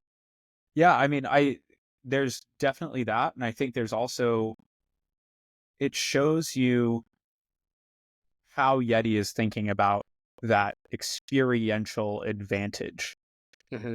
right? Because so Zynga, if you're familiar, they're mobile games, right? Yeah. And his whole background is mobile games. He did mobile games at EA as well before Zynga. But Zynga is like Words with Friends, Farmville, like, all of these phone games that people are all over. But they also do all of like the licensed games. If you get the ads for them on Instagram or whatever, like the Game of Thrones one, or like the Star Wars game, or the Harry Potter game, that's like a phone game, right? And so there's a lot of like licensing stuff in there as well. Which again, licensing tips on, they're going after their own markets of what to license from the NFL and MLB and things like that. But even past that, I think that this is an investment in the experience that they can build around being a Yeti person, right? So how do you actually make the Yeti stuff more immersive? Like, maybe the AI thing, maybe, but something that really speaks to me would be like the calendar. If you saw that, where it's like yeti.com/calendar, and Yeah. it's like Yeah. an Yeah. interactive experience where you can create a calendar for yourself based on your interests. So fishing or hunting or whatever. And then be able to like keep that calendar and see all of the events all over the world that like align with your interests. Um, I similarly guess. with like the videos and the films and the content that they push out, it's a lot. It's way more than most e-commerce or just product brands that you're going to see. Um, is it not in the very? Is it not in the footer?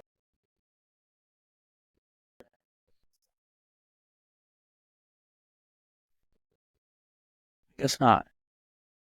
Yeah, where I found this too, but yeah, it's like you build your own calendar. Yeah, Um, from their events or from yeah, events happening all over the world and the things that you're interested in. yeah. And so, that's one portion of it. But I think actually the bigger side of this might actually be, Here it is, Yeti 2025 calendar. oh, perfect. Yeah. Um, this is really cool.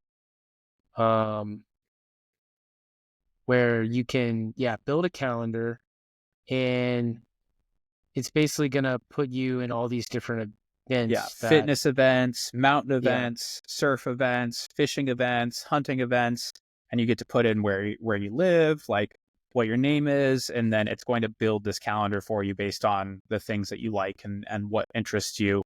And then you're going to be able to, oh, in January in Colorado, these are all the things yeah, going on. Or, if I want to go to the free ride world tour in France, in February. So it's, these are the type of experiences that I think they're probably going to keep pushing into, of like how do you bridge like the digital world to the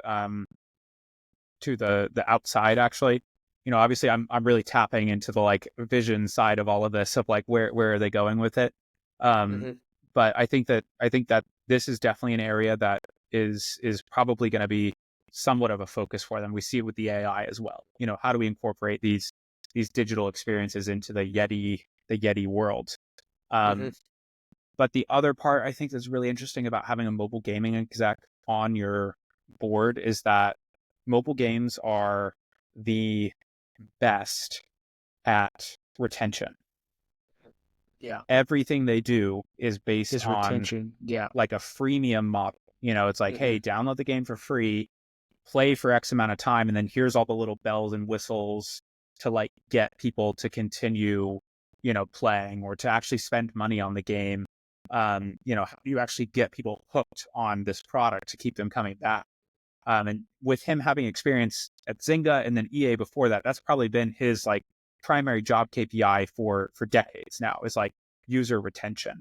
Um, yeah. and it's Retention is a obvious. huge part of the games, especially because that's why they're doing so much. I'm like remarkable. I would love to see I don't know a lot about these mobile game businesses, but they do a lot of advertising, in these products. I mean, like it's like $4.99, $3.99, $2.99, you know, and I would love to learn like how much, because I'm used to e-commerce cost per acquisitions being like $30 Right. on the low end, Mm-hmm. now more like $100, $70. So it's like the lifetime value has to be off the charts, in my Well, I opinion, for think these that it's gaming businesses. lifetime value, and they have hmm multiple revenue streams. We're getting a Right. little off track here, but they Yeah. have like Yeah. the placement ads and things like that. So Yeah. there's always a banner ad, and you have to watch an Yeah. ad to get to the next portion of the game and Yeah. whatever. But then I think it also ends up being that they're big spenders once you get Yeah. attached to the game. Like we Yeah. have people. I have people that I know that even somebody on our team is like addicted to this one mobile game that I know that they've been playing for years. Okay. And the amount of money that they've probably spent on this mobile game is probably in the hundreds of dollars, you know? Right. Yeah. Um, and so this retention play is huge for them, because it's obvious that they want to build this like retention, uh, you know, playbook for Yeti, where it's like you start with this, the tripwire is the tumbler. And then you maybe promote to like a bag cooler, and then you make the Yeah. $300, big cooler purchase. And then now you need two more water bottles. And then and so playing this kind of repeat purchase cycle with them. Um, and on top of that, video games are a very community based thing.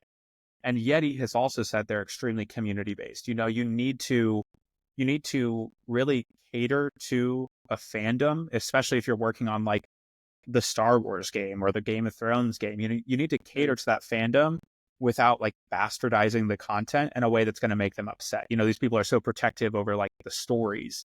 And that's going to be similar in Yeti's world with people that love fishing or love mountaineering or whatever. Like if you don't speak the language and truly know what's going on, that's a huge, easy way to have like the Wheel of Time on Amazon and it's just butchered, because there's not enough investment into making it exactly what the book is like or what the story is like. And it's going to be the same thing with, if you're talking about fly fishing. I don't know. I can't write about fly fishing. I know nothing about it. And so that's why, you have to really make sure that you're going through that process and not being half-assed about it, which I know is a big priority for Yeti. Okay. Yeah. What else about what else about the board here? I think we got a couple of different people here. We've talked about Allison. Robert is interesting. He Robert is Katz. was Vail, Vail. right? Yeah, Vail Yeah. Resorts. Yeah. 2006 to 2021. Stock price in 2006 when he started was $33.74. Stock price when he left in 2021 was $278.50. Right. So he took Vail to the moon. And are you familiar with the Vail playbook over the last like 10, 15 years or whatever, how they got here? I mean, I've skied Vail. It is one of the better resorts in Colorado, or better Right. resorts I've ever been to. So I'm not familiar exactly with the Vail. playbook. Vail Yeah. owns 42 different resorts now, though. So Oh, Vail okay. as a company has been acquiring ski resorts for over and over and over again for Right. the last like 15 years, to the So point like that they what? now So own what are they, 42 like different ones. Beaver Creek? I'm assuming. What are some of the other Yeah, ones they they own like own? Beaver Creek. I think they own Breckenridge. They own Whistler. They own, it's all over the world too. It's Yeah. not just, and so, Colorado out yeah, it's not just west. Colorado Yeah. anymore. Yeah. They also, they then installed like the Epic Pass, which is a thing that lets you ski any of Vail's Yeah. resorts, for one flat fee. It's like 3 times or whatever. It's like costs like 3 lift passes per year. Right. And, they're in my opinion, probably the largest outdoor company in the world, or one of the largest outdoor companies in the world.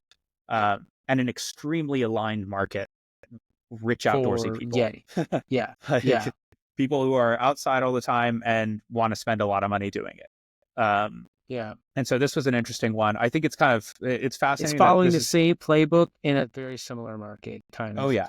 Oh yeah. Yeah. How do we buy up all these things, slap our name on it to show that it's Yeah. going to have the quality, it's going to have like that level of service, and then Mhm. also bundle it all into one thing, such as like the Epic Pass, and then be able to just continue growing like that. It's very timely as well. I don't know if you heard about the Vail. There was recently a strike. The ski instructors went on strike at Vail because they weren't getting paid enough. So all this came in at the same time. I'll give a shout out Right. to Joe Pompliano on Instagram. He's like Okay. he does like the business of sports, some of the best like short form content on sports business. He has a really good reel on this of just like the business model. So I'll send that to you afterwards. We can link it in the Okay. show notes. I know there is like been a lot of issues, specifically I think in Colorado, in towns like Crested Butte and Vail or Eagle. Or I think that might be the airport where Vail is. Yeah. Around like the local people like the ski instructors, people that work the lifts, ski patrol. Yeah. They're like priced out of the housing market 100%. there. Yeah. Yeah. That's what Yeah. the entire strike was around. It's like, look, we can't Yeah. afford to live here to do our jobs. So Yeah. people are driving in from like Denver and stuff like that, 2 hours to do their work. Crazy. Yeah. Yeah. Okay, cool. All right. So, I mean, we could go on and on. I mean, like, the board, it's, I'm just so used to like the board being just sort of like figureheads, you Yeah. know? I'll go through these like investor reports. I'll be like, yeah, this guy, they just put this person on because of their name. Yeah. But every single person here, I look at, I'm like, oh, that's why they're doing this. That's Yeah. why they're doing that. Yeah. Another one that stuck out. Oh, go ahead. Go Sorry. ahead. Yeah. I'm just trying to think of who we haven't. I mean, the Mary Lou Kelly was one that stuck out to me. Yeah. Just very strong e-com background. Yeah. 60% of their sales come from D2C. And we're talking about former e-com, VP of e-com at Best Buy. Not only that, she also came from LL Bean, which is a very adjacent brand to Yeti. So, it's like layer on layer here with these board hires, Yeah. Or, I don't know if you call them hires or appointees, whatever, right. know. Yeah. The Vera, she also was at Vera Bradley, which Do you know Vera Bradley? Like their Yes. bags are Yeah. okay. Yeah, Yeah. they're extremely well distributed. Like Yeah. they are everywhere. Yeah. And so that's, I think, another big thing too, is like at some point Yeti is trying to get everywhere, Yeah. everywhere that is right for them. Yeah. And so that I see this as kind of their bridge between retail and e-com, like somebody who really understands that world and like how you split it up for the best, distribution while maintaining your, the soul of your company in a way. Right. But yeah, did you read about Dustin at all? Dustin McCoy? A little bit. Yeah. About Brunswick Corporation. Yeah, this was funny because I was Yeah. like, Brunswick, like what, to me that's Yeah. bowling. It's just like Yeah. that's bowling balls and the Yeah. automatic pin return thing, Mm. which is you know Brunswick has been around since like A Rockefeller's long time, time. like Yeah. 18 late It's an mid old company. Yeah. 1800s. Yeah. Yeah. They made like pool tables and like bars and Yeah. they've made Boat everything. They stuff even too. made like tires and toilets at some point. Hmm. Yeah. Um, but what they pivoted into more recently in the last 100 years is boats. Boats. Yeah. Yeah, they own like all of you'll know more about all these brands. I figured you with like Sea Ray, Yep. Boston Sea Ray. Whaler, Boston Whaler's a very premium boat brand. Yeah. Bayliner, Yeah. Mercury Marine, Atwood, Lund, Yeah. Crestliner, Mastervolt, Motor Guide, Harris Pontoons, Freedom Boat Club, Pinecraft, Heyday, Low, Uttern, Quicksilver, and Seazone. Yeah. Low and like Mercury is like makes the engines, Yeah, so it's like, it's a very similar kind of acquiring everybody in that boating playbook, going after some more premium brands, yeah, like different segments too. Like some of yeah. these are like saltwater fishing brands, some of them are Right, freshwater, right. you know. And a Yeah. lot of those, you worked on boats and stuff, so you know more than I do. They have built-in coolers, don't they? Yes. Yeah. Yeah, Hmm. coolers below the deck, right? So like, Hmm. I would assume that there's probably some wheeling and dealing going on there. And then the other thing that stood out to me as well, because something that they mentioned in their annual report is working towards reducing their reliance on China. So I think Yes. that they have a lot of their manufacturing is there. And one of the big highlights for 2023 was that they opened, I think, 3 new manufacturing plants outside of China, to like reduce their, with possible tariffs and things like that. That's been a kind of ubiquitous thing that we saw in 2024 with annual and quarterly reports, is that people are, worried about what tariffs might look like during the next administration. And so how do you kind of hedge your bet there? And that's by having other sources of manufacturing. And Dustin also has quite a bit of experience in materials manufacturing. So he was on the board for Freeport McMoran and the Louisiana Pacific Company, which are both materials companies. And so that kind of makes me think, knowing the industry side, knowing the manufacturing side is probably another area that they might draw on from him. So it's, we just come back to this. It's absolutely insane what they have. They have a very strategic a very strategic hiring board member, very strategic retail, finance minded person, somebody who knows M&A, somebody who knows digital experiences, somebody who knows retail and e-commerce and how they intersect, somebody who knows, boats and the boating industry and industry, or manufacturing industry.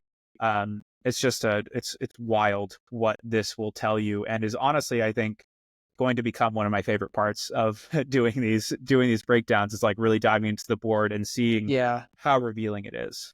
Normally, like, like I want to.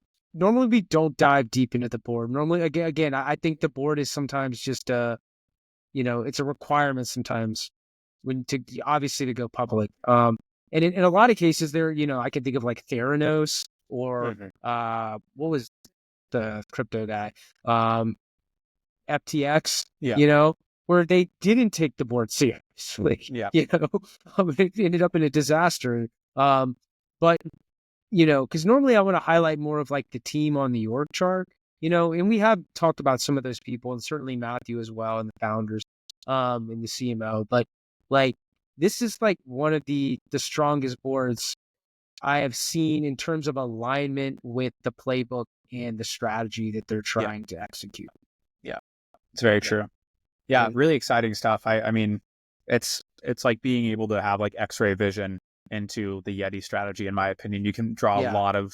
a lot of inferences from here, kind of really get a feeling once you align like the acquisitions they're making, the technology that's coming out of some of their like site and stuff like that, how they're positioned, how they're hiring. It's very, very cool. I don't feel like we get as much of a look into this type of stuff until after it's done. You can go read Good to Great, but Yeah. that's businesses that happened in the 90s or early 2000s. This is something that's going on right now, and we can kind of like project what's going to happen with it. Yeah. Do you have any projections? Curious. Well, I mean, I really think that they are going to be working towards almost like an REI level size in terms of the product suite. REI has their brand of everything. You can get a sleeping pad, sleeping bag, tent, backpack, everything is REI, right?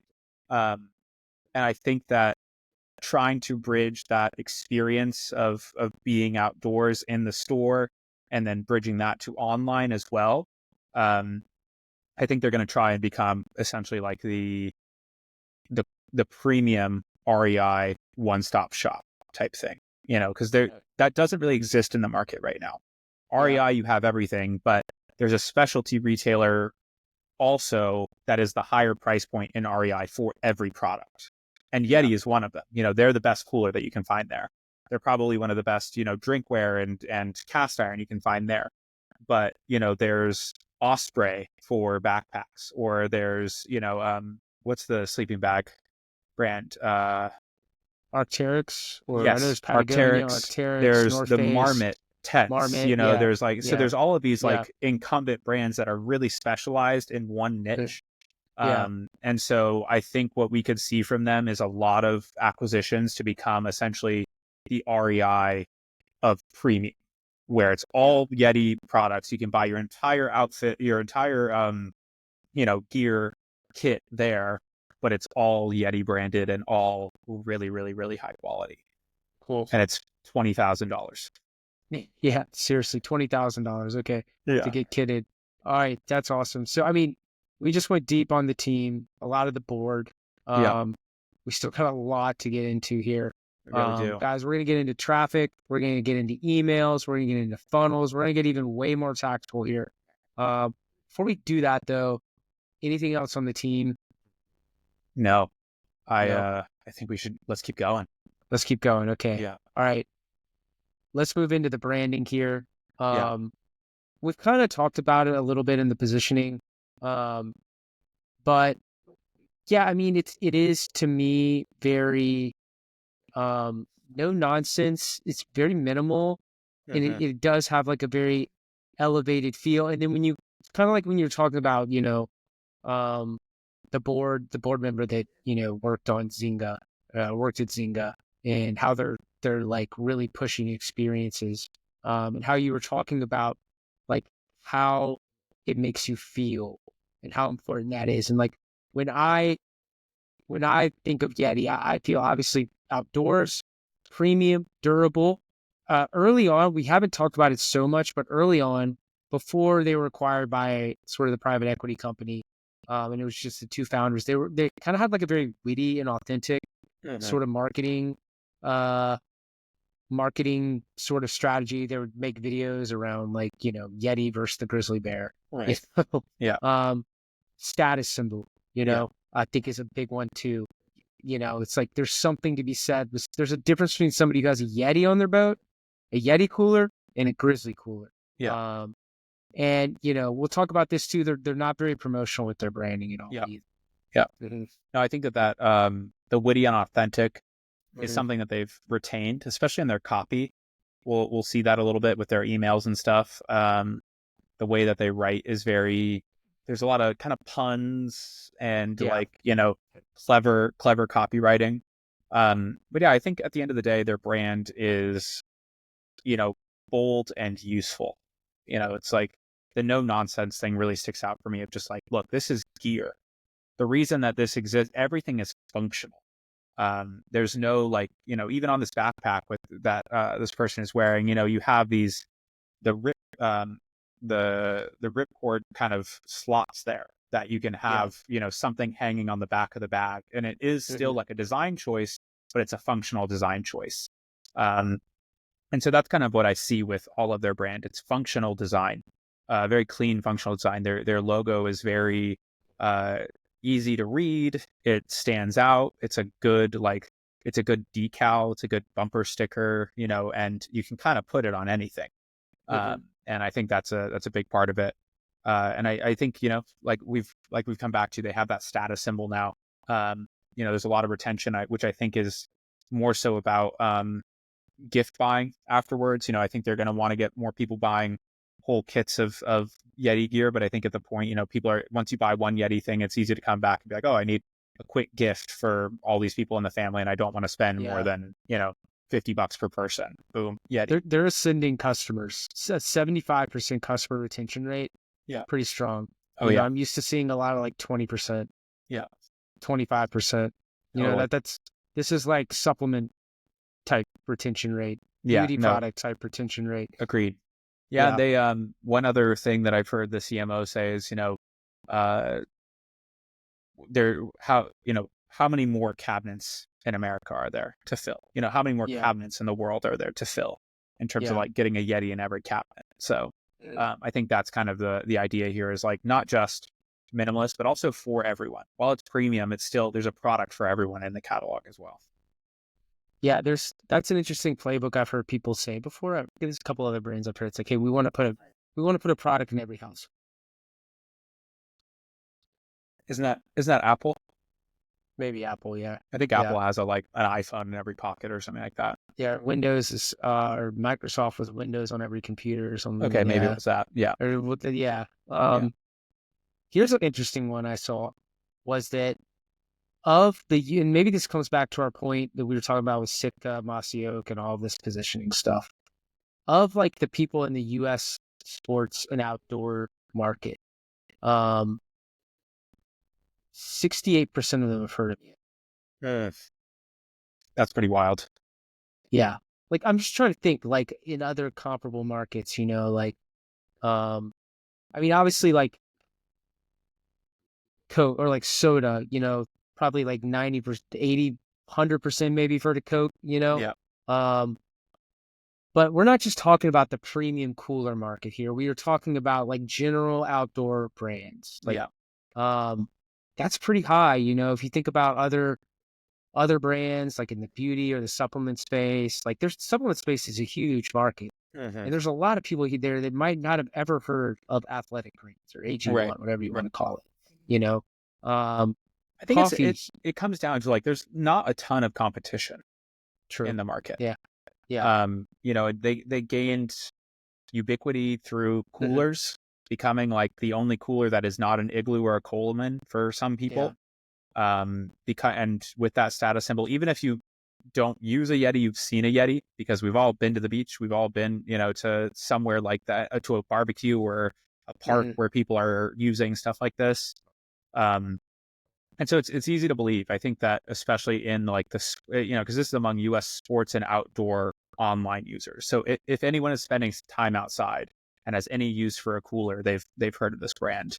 I think it's even more crazy that a quarter of them have used it. Like that's wild. Yeah. That's crazy too. Yeah. Like a quarter of the people have, and used. I don't know what that means. Like, have they bought it, or they just get on pulled a beer out of a Yeti cooler? Yeah, put it in a cooler. So I don't know what that means. Right. Another interesting thing I was thinking about with branding is that they've disassociated their brand with the animal Yeti. That is true. There's like no mention of it. No mention of the Yeti. And if you don't know what the Yeti is, like what the Abominable Snowman or like Sasquatch, or something like that. It's a mysterious animal. It's just nowhere. Yeah. I don't think it at any time has it been a part of their brand. No, I don't think so either. I think it's just a cool name, to be honest. Yeah. I think there's the other thing I'll say about branding. 2 more notes I had here. The brand experience in general is really clean. Very straightforward, not a lot of like similar to their products, not a lot of bells and whistles.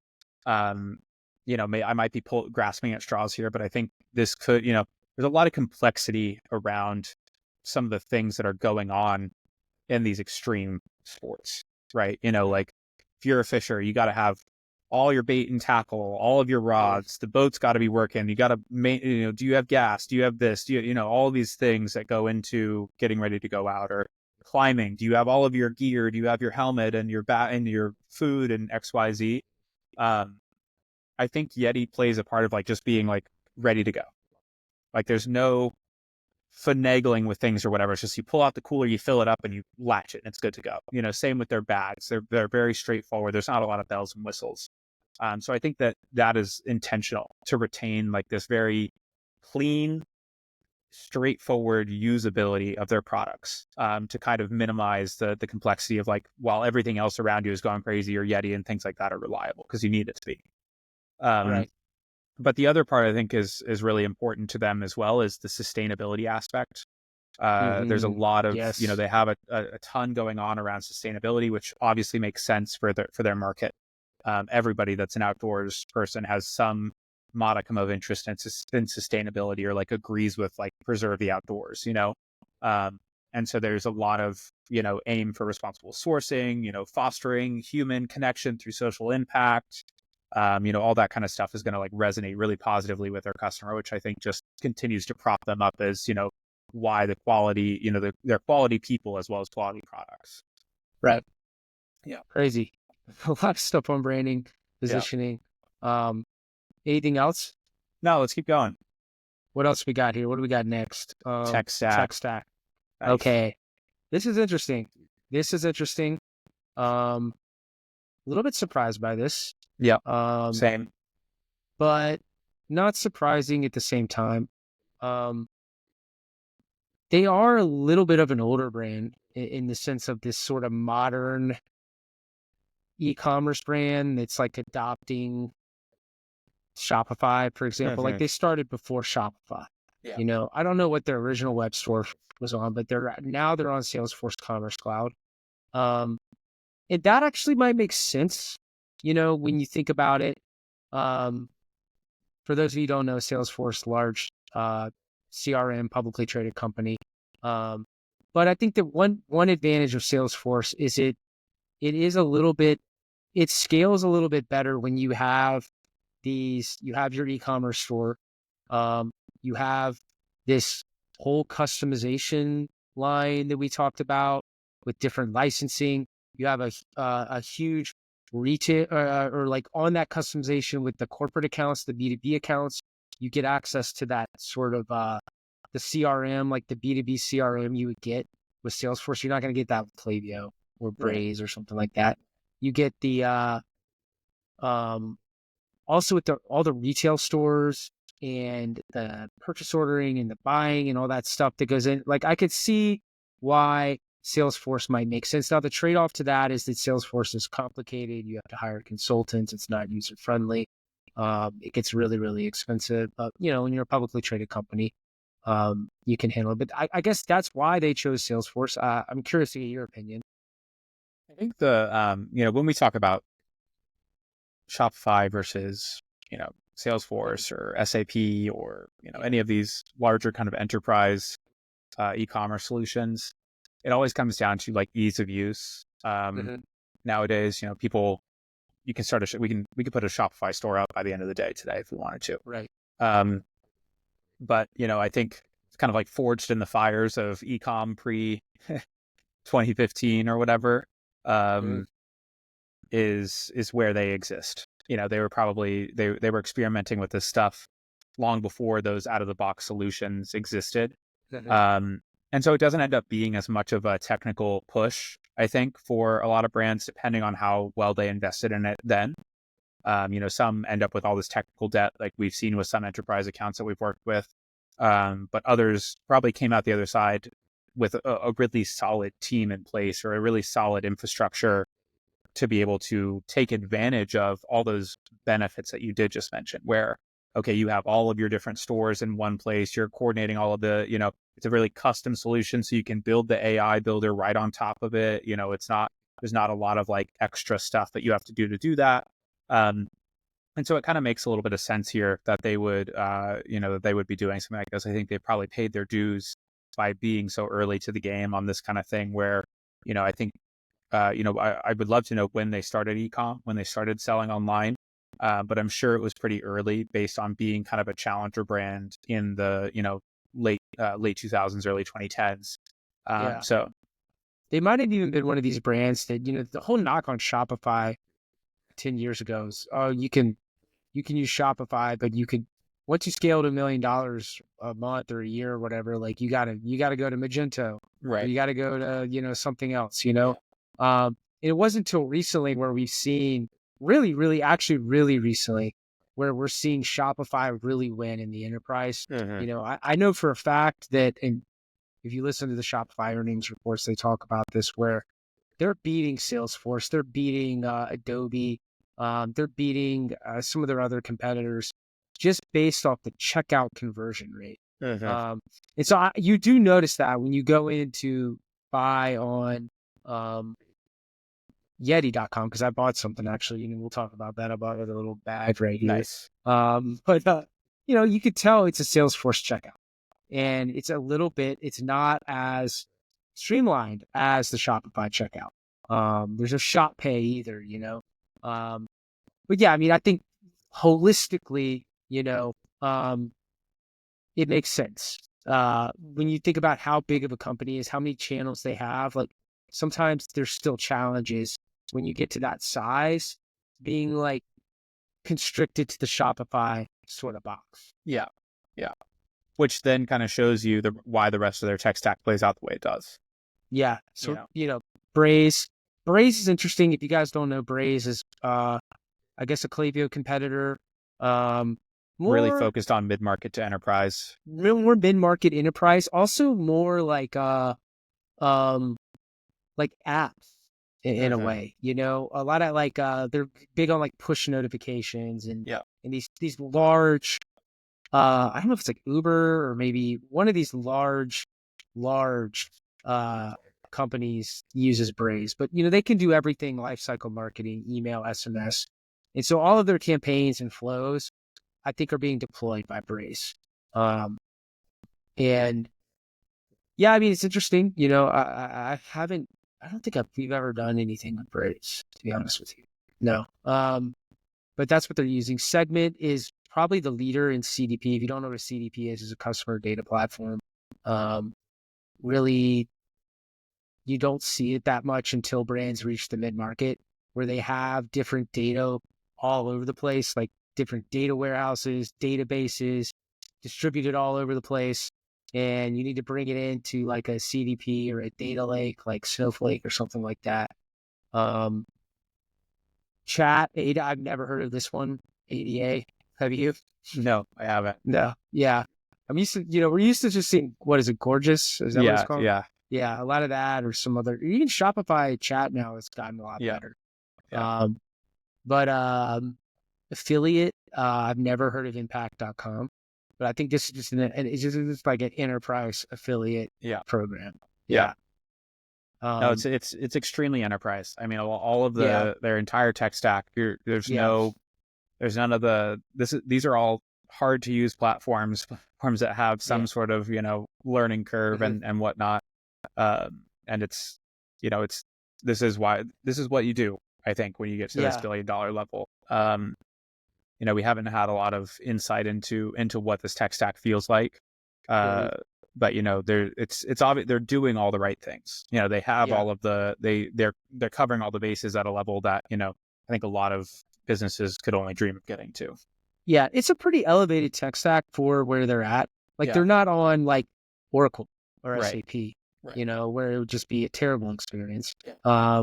So they are, but it's still, this tech stack doesn't make them probably as nimble Mhm. as a brand like Skims Yeah. that is, um, just, maybe not publicly traded, but I think doing just about as much revenue as Skims, 4 billion revenue. Yeah. But Yeah. that's maybe their valuation is 4 billion. Right. Um, but they're just purely Shopify, Klaviyo. I think they Mhm. might be using Attentive for SMS. Yeah. But they're basically using the small business tech stack Right. um, that a lot of these brands, D2C brands, are using, and they've scaled that all the way into the enterprise. Totally. Yeah, mid-market, maybe even. Yeah. Buy now, pay later. We all know Klarna. Maybe we all know, but you and I know that. There's a Klarna, Afterpay, Sezzle. They're all kind of similar. Zendesk, Optimizely. These are actually more user-friendly tools. Yeah, Zendesk has been around for a long time. Mm-hmm. Kind of I don't know. The pre-Gorgeous for, we see a lot of brands that are switching from Zendesk to Gorgeous for their customer support. I don't know if I saw some other things that we might have missed here. I saw they were using Shogun. I don't know if that's actually they're still using that. Shogun is a popular landing page builder. Landing page builder. A lot of Shopify brands use. Crazy Egg, which I think is a Neil Patel company, right? Heat maps, maybe. Yeah, heat maps. Yeah, heat maps. I saw when I went to the tool that we use, built with Klaviyo was installed, I think, or cookied, or the JavaScript was still on their site. So they might have tested Klaviyo, but it's clear when you look at the tell, if you want to know how I know these things, I go and I subscribe, and then I try to unsubscribe, and then I look at the unsubscribe box, or I look at the short code on the SMS. I could be like, a lot of times it just says the name of the company right there. Klaviyo, it's short for, it's like KYVO, or Attentive is ATT.TV. Braze, just like BRZE, So a lot of time that's how you can tell too, with what they're using, when you just try to unsubscribe. Cool. So yeah, pretty deep tech stack here. Definitely a little bit more elevated, a little, like you said, a little bit harder to manage. But when when you're a publicly traded company, you have 1,000 employees, you can hire the team to manage these stuff. When you're a small business, like anyone starting out, I would never recommend to go on Salesforce Commerce Cloud and Braze. Yeah, absolutely. And I don't think many people are making that kind of decision now either. No, It's pretty well known in the industry, like where to go. Yeah. Let's jump into what they're doing with this tech stack and start talking about their traffic. Okay, so maybe we'll see. We'll pull up the traffic, and we can even pull up the funnel breakdown. I know everyone wants to get into that, because I have it right here. So, and I got the traffic here. Okay,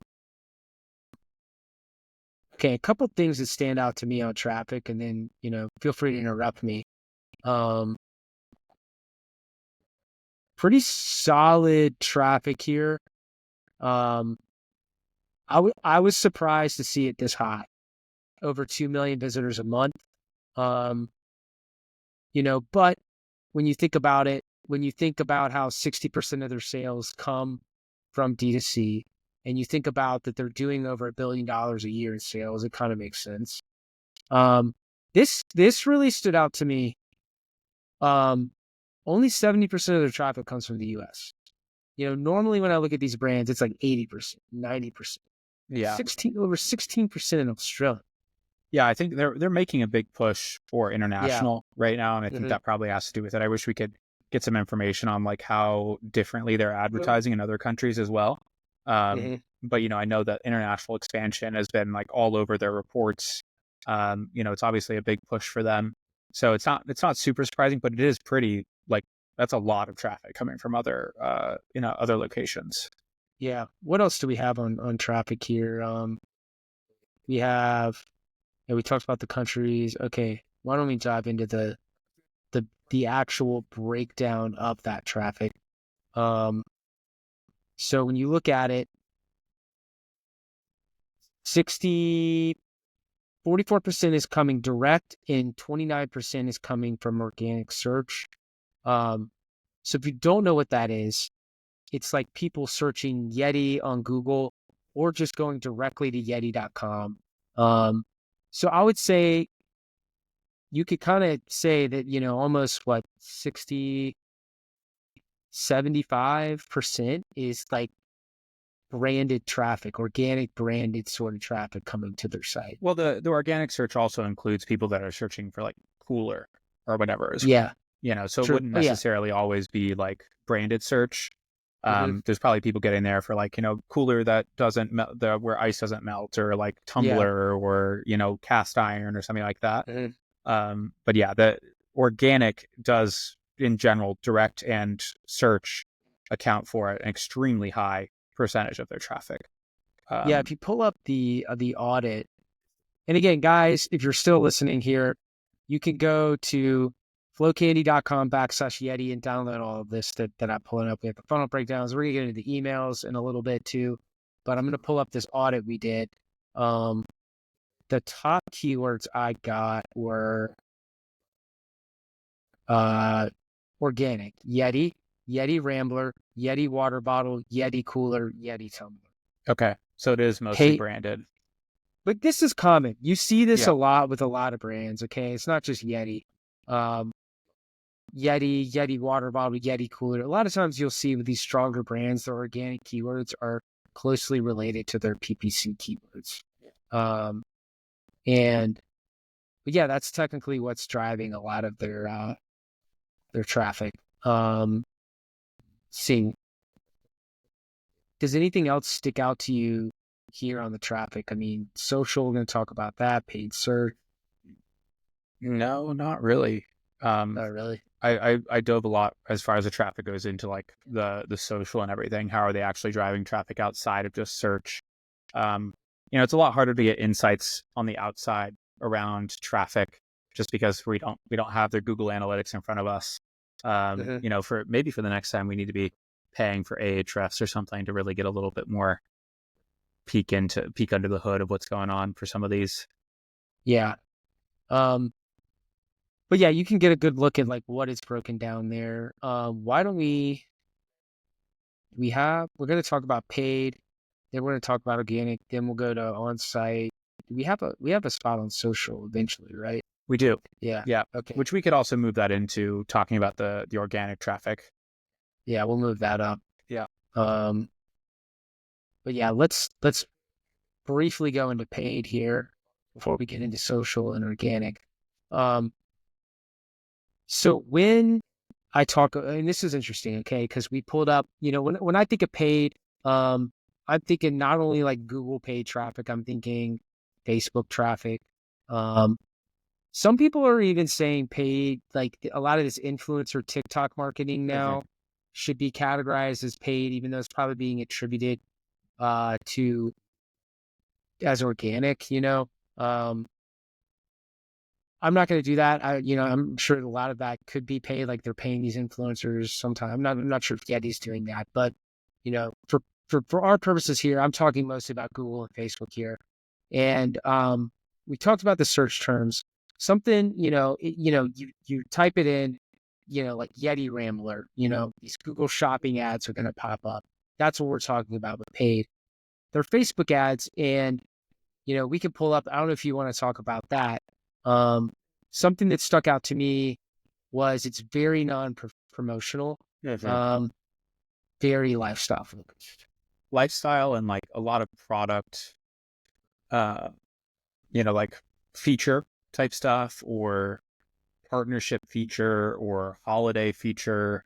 It actually, finally, when we get to the emails, we'll talk about this too. It mirrors their emails quite a bit, where they're more focused on, hey, here's the pour over, or hey, here's the Kansas City Chiefs, NFL partnership coolers. And so that's what I noticed. That's what stands out to me the most. It's more like product awareness, and product, like new product or new colors or new features of the products themselves. So you can see there's the pour over for the coffee, and then next you'll have like the Kansas City Chiefs, and like then if you keep going, there's the orange like king crab collection is in November, where they're trying to push this stuff, which is some of the only catch this this limited edition cooler before it sets sale, and those are the only things that are actually on sale that you can find in some places, like a discount on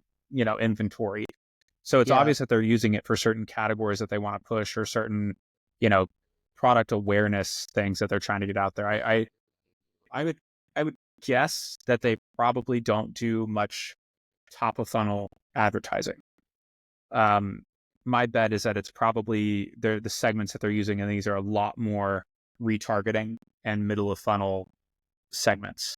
Yeah. Getting retargeting past purchasers and things like that with to get them to come back for that repeat purchase rate because they don't need discovery, they don't need help on discovery right now. It's a very Yeah. And organic thing.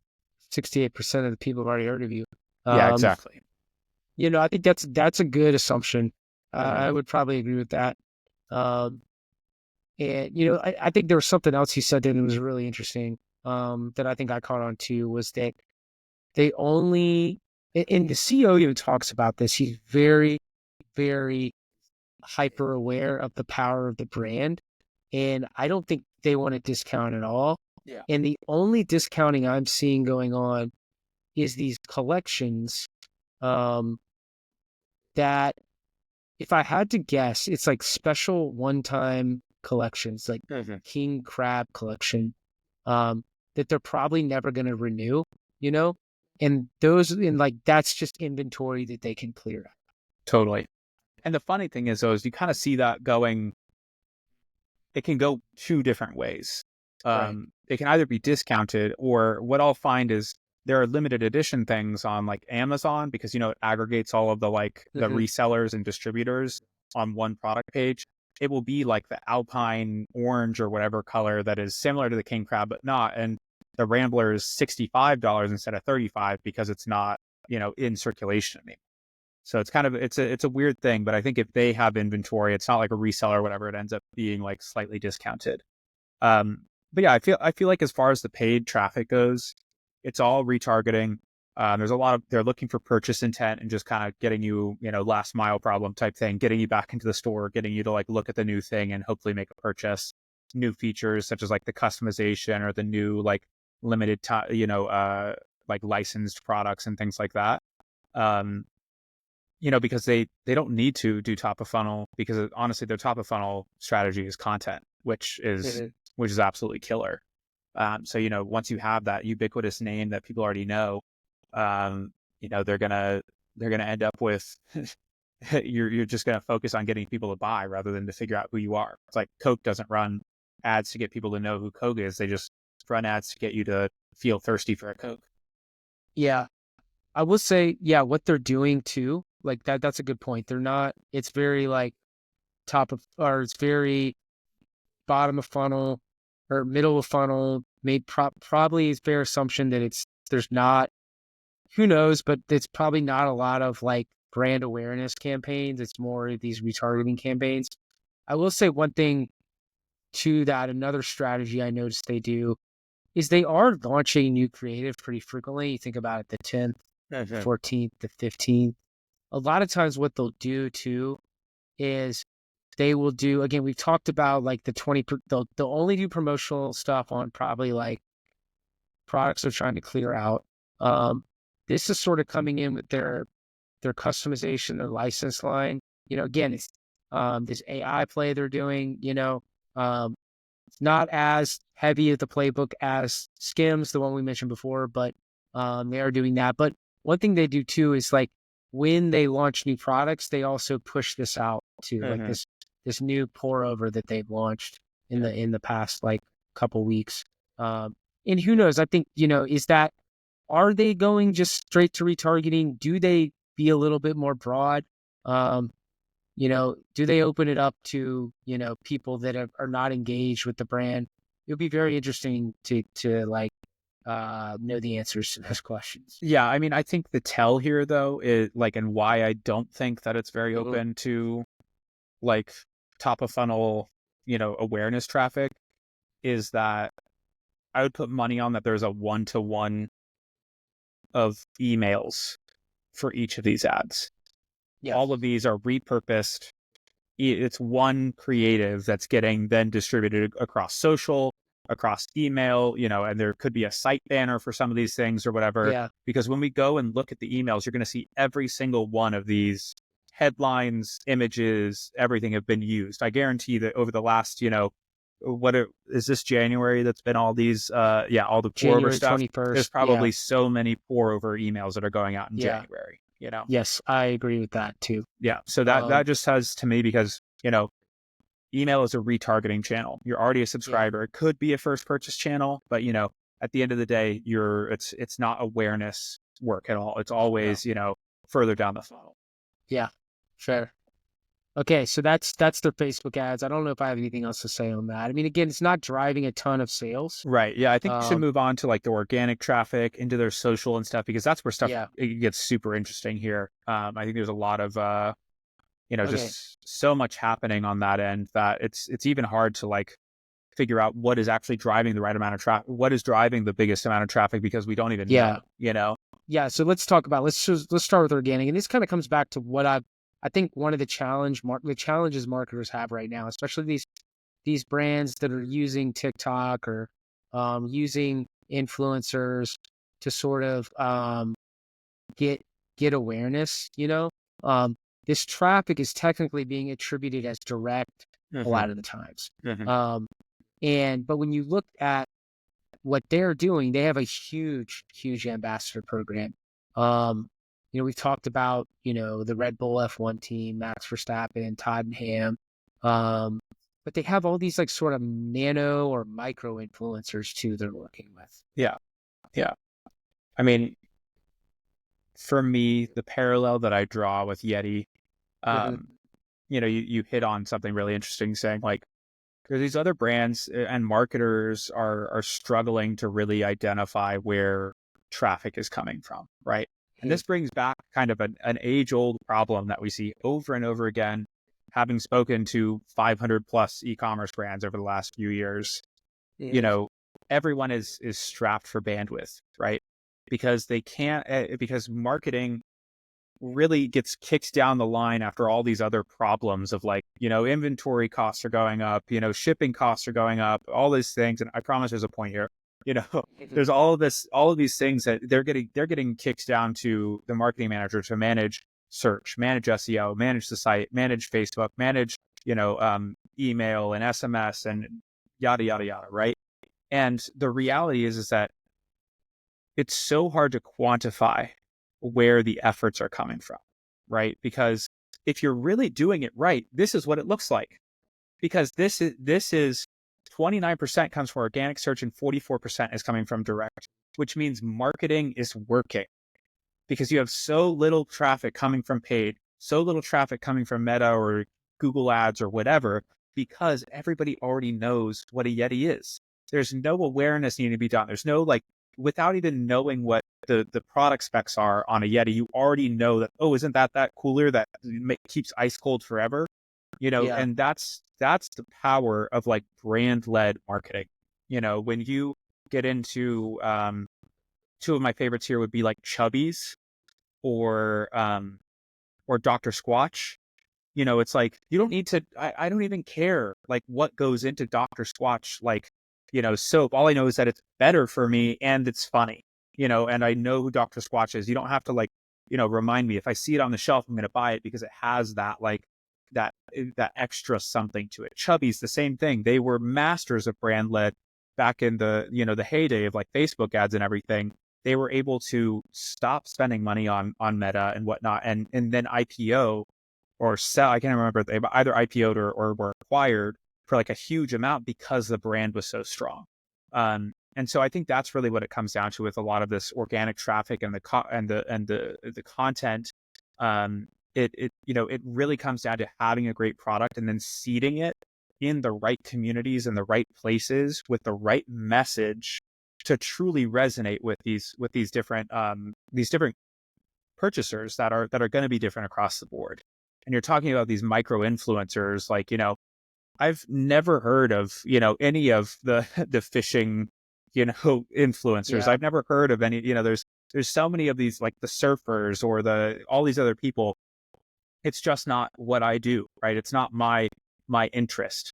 And so you end up with these really micro communities that love this brand so much, that on some level, it could even be considered their paid search. It could be considered their paid traffic because they're investing money and time and relationships into being at these fishing competitions and knowing who, Al McGlashan is, and being there to Yeah. work with these people and actually being boots on the ground and the type of things that are important to them.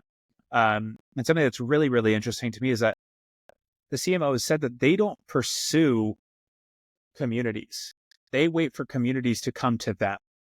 So kind of similar to the playbook of like, Crocs, we talked about with Crocs and like Post Malone, right? So that's Yeah. something that the guy who's now the CMO of Stanley, he was at Crocs beforehand. And one way that he got Crocs like to the forefront, he kind of, masterminded the whole Crocs are cool again now. The way that he did that was he noticed Post Malone was already wearing Crocs and he goes and makes that relationship. He already was an ambassador because he loved the brand already. And so Yeti does the same thing. They wait to see like, apparently like I think it was surfing where they didn't go after the surfing community. The surfing community adopted their products, started using them. They started seeing them in all these places. And then they went and doubled down on that community. They were like, oh, we see that you see us. So let me now be a part of that community with you. We'll come in and start, supporting you guys and being a part of your events and sponsoring your events and things like that. Yeah, And I it's think that's interesting. We good. haven't talked much about like Western or No, like surfing or I know who Conrad Eicher is and Jimmy Chin. Um, like there's a Netflix Miru. I don't know if you've ever seen that documentary. I Great can't. I movie. can't. It's the like free solo, that one.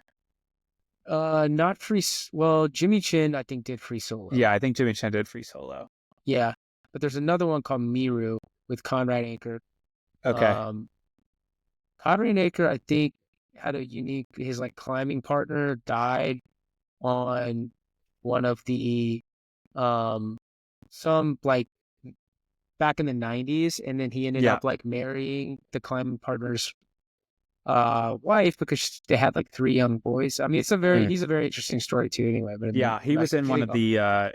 the Yeti stories that I watched. There's Yeah, another guy that he's like mentoring and climbing now, yeah, and his whole thing is he literally said he was like, all my friends died in the hood and all his friends died in the mountain, so we like get along. yeah, you know. yeah, that's funny. Yeah, Yeah. yeah, But yeah, so that long rant to say, this is they seek out the communities that have already adopted the product, and then yeah, they go so deep on them.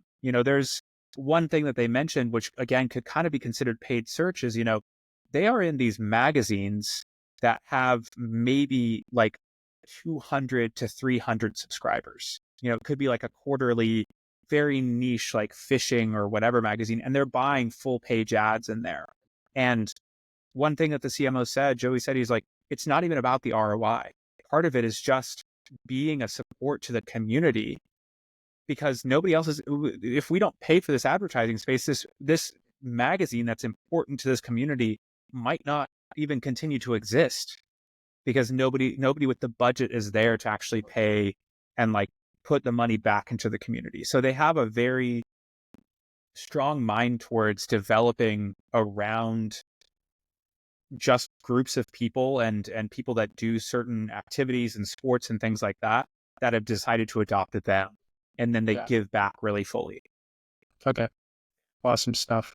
Um, is there anything else you want to talk about on the actual like story side of it? Oof. Yeah, I mean, these are some of the most interesting videos. Like, there's one Yeah, about, this girl in Maine who her dad is a lobster fisherman, and from the time she was, 5 years old, she wanted to be with the boat on the boat with her dad. She's like one of 2% of, all fishers that are women. She's the only one in the entire town of all these 250 lobster fishers, and she's the only woman. They really highlight these stories of people that are hardcore, are have these passions, these deep connections to being outside, to like the ocean or the mountains or whatever. And I think the most incredible part about it is like that Yeti isn't even in it sometimes. There might have been a Yeti cooler on the boat, or like the one I was talking about with the climber that you just mentioned. Like I think they pull one Yeti bag out of the like back of the truck when they're getting ready to climb. But otherwise, there's never a mention of like, I love Yeti because of that. Like there's none of that. It's just telling these stories, being like super, super authentic. And they approach this in a lot with all of their content. They have um, their blog content is also extensive in terms of like seasonal stuff of like one season on, 4 seasons strong, these things that they're talking about what they're doing this season. Or this is a great example, making nice coffee in the woods, using their pour over, using the French press. There's cocktail recipes for the barware, there's recipes for the cast iron. It just really is such deep lifestyle understanding of the customers that they're serving. And I think that's the most important thing with brands nowadays is like you can't just make a product and sell it with the right ad and the right like product, like solution, like a tagline at the end of the day. Your value prop has to be deeper than that because anybody can go buy widgets and whatever on Temu or, Alibaba and repackage it to sell it. You have to really understand like why people are using it, especially if you want to be a premium brand that has distribution like this. If you want to be such a ubiquitous, known brand, it's way past product at this point. It's about really understanding the customer because that's what this shows is true understanding of the customer. Right. Like to your point, like there's not even a single, like I don't see a single Yeti product here, Yeah. Yeah. There was one in the go up.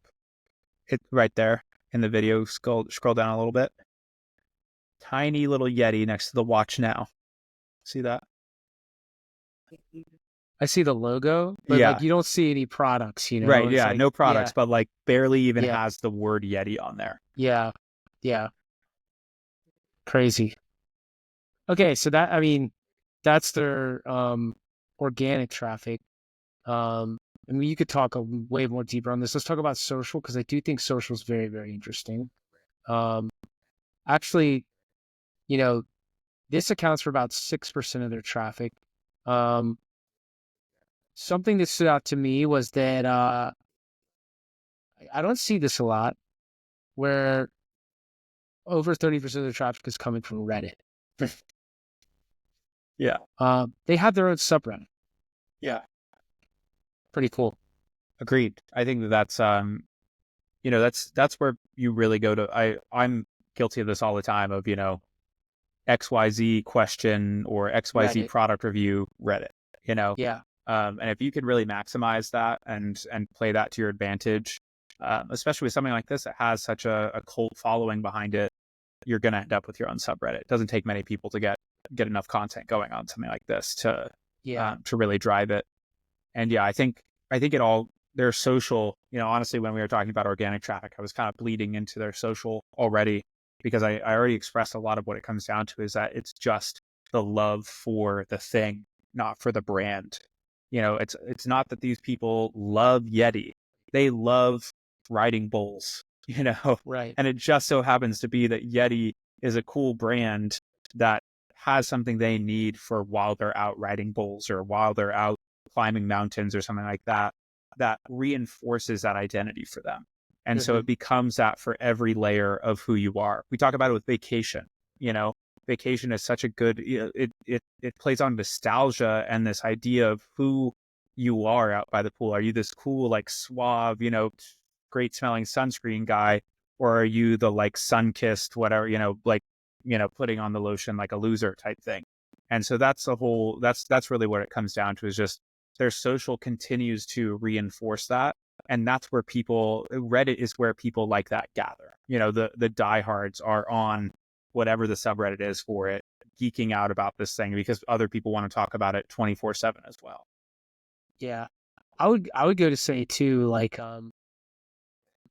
if you search like just Yeti Reddit, like one of the first one thing that pops up is the Yeti cooler worth the money, Yes, you know, which you could, is a Rolex worth the money, yeah, is a, like blah, blah, blah, like premium brand worth the money. yeah, And, if you go into some of these subreddits, you'll see if you go back to the positioning slide, you'll see some people say like, oh, like, blah, blah, blah brand was just as good and half the price, Um, and I think it's a mistake to assume that that is like, this is the positioning to me, like it's a mistake to think that that's like hurting them, I think, because I think that there's a certain part of the market that it sort of signals, oh, this is premium. I don't care about the price. I care about the status. Right. And I think that that's just like something very, very interesting to me when you go in some of these subreddits, you read the comments, that there are these people that are definitely searching for the quality and the price, but there's this huge part of the segment that's, going after the premium market and they have their own subreddit. Agreed. No, I think that, this is why they continue to put out such, the ads that we were looking at are not, it's not about a deal. It's not about a value stack. There's no, the only thing they ever feature will be like a benefit or a new product or a variant of a product, because the price to these people does not matter. That's not why you're here. If you're asking the question, is a Yeti cooler worth the money, then you're not the target market. Like it's kind of, it really almost comes down to that, because you're looking for the people that are like, this is worth me paying it just for how I'm going to feel by owning this thing. And the product is awesome. And if you've bought into that, you're willing to pay it. But if you're questioning it, then it might not be the product for you. Right. Okay. Wow. That was a lot on social. There is some other things on social that they're doing. We talked about YouTube, Reddit. Facebook kind of makes a lot of sense when you think about the general demographic of Facebook these days. Skews a little more male, maybe a little more conservative. Instagram, Pinterest was something that's interesting. Yeah, I mean, anything else you have to say on the social side of things? I mean, we didn't talk about YouTube, but obviously that's where all of the Yeti Presents stuff is hosted. Like that's where the channel is. And it's not just Yeti Presents. They have so many videos of all different types of things. It appears like they're becoming a very video first like company. So it's my favorite was like Yeti versus Grizzly. I mean, this is like old school, right? This was like one of their, I don't know, Yesley versus Bear. Is that what it is? Yeah. So, they originally started off with these types of videos. That's one of the founders, I think. The Yeti. And then now it's these more stories, but also mixing it. So it's like very, very top of funnel, I would say. So top of funnel that you're not even showing any product intent here with two Mexican chefs prepare mahi mahi in Baja California, sir. Yeah. Like if I saw that title, the last thing I would think is this is a Yeti video. Right. Yeah. But then they're mixing it in with like this is super middle funnel, maybe even bottom funnel. Yeti Bozeman 27 liter backpack. I can't believe I missed that video, because that is the Bozeman. That's got to be made by Mystery Ranch. Ranch, because their headquarters is in Bozeman.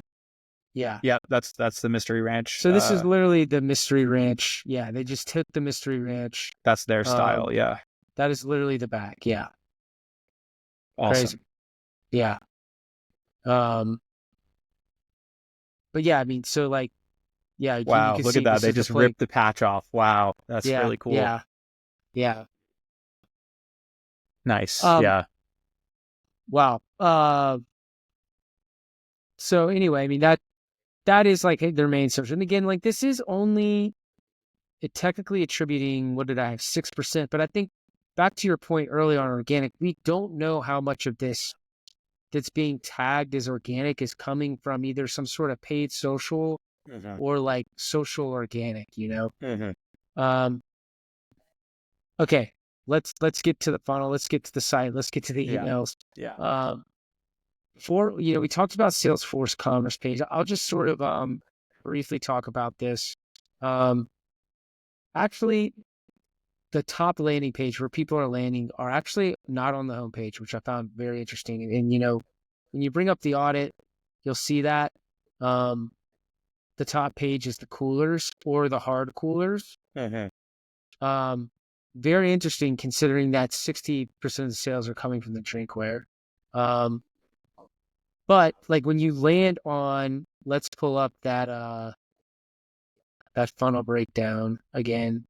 Let's zoom out here. So we have it here. So we've talked about the traffic. Um, and that traffic I think is going to the D2C store, the Amazon store, their their their wholesale business. We didn't even talk about the used business. We'll get into that. I don't know. Did you see this whole used? Yeah, this is really cool. But let's talk about on site here. So again, you land on Yeti.com, which I have right here is sort of the cooler collection page. Because that's where a majority of their traffic comes to. And then it kind of goes all over the place here. You can go to find a store, which, they have a huge presence, whether it's their own retail stores or their, which they don't have one in Atlanta, but they have a huge presence with different types of retail partners. And they're all, again, like you said, like it's like a curation of retailers. They're not just selling at Walmart, Right. it's like these very niche select ones. And, but some of them are bigger, like we talked about REI, Dick's Sporting Goods, but Ace Hardware, Tractor Supply, Academy Sports and Doors, Bass Pro Shops. This is accounting for about 40% of their sales. And then, okay, is there anything you wanna say to that before I jump into some of the product pages and the welcome flow and the cart and stuff What like I that? really liked on their homepage is they have like a shop by color line. So if you scroll down to, well, first off, they have shop by activity and then they have shop by color. So you can go through fitness, camp, hunting, tailgating, snow, beer and barbecue, fishing, coastal, travel. Like right here. Yeah, well, If so I even just and want on the something in homepage, it's rescue, like right? it's a collection widget that you can cycle through all of them. Um, and then after that, they have shop by color: wild vine, olive, navy, black, cape, tan, low country, peach, king crab, wetlands, rescue red, tropical pink, power pink. So there's all these different options of being able to buy, whether it's the colors you're collecting or like the stuff for your activity. I thought that's a really cool way to carve up the products and give a little bit more interesting way to buy other than just like kind of cycling through the different categories. Yeah, it's kind of leaning into that whole sort of Stanley energy. Um, which with what they do, it's all centered around color. Yeah. Or collection, celebrity, joint venture, whatever they call it. Okay, so we talked about the homepage. We talked about the find a store. We've kind of briefly we've talked about the customization. I don't know if we need to go into that again. Real quickly, we could talk about the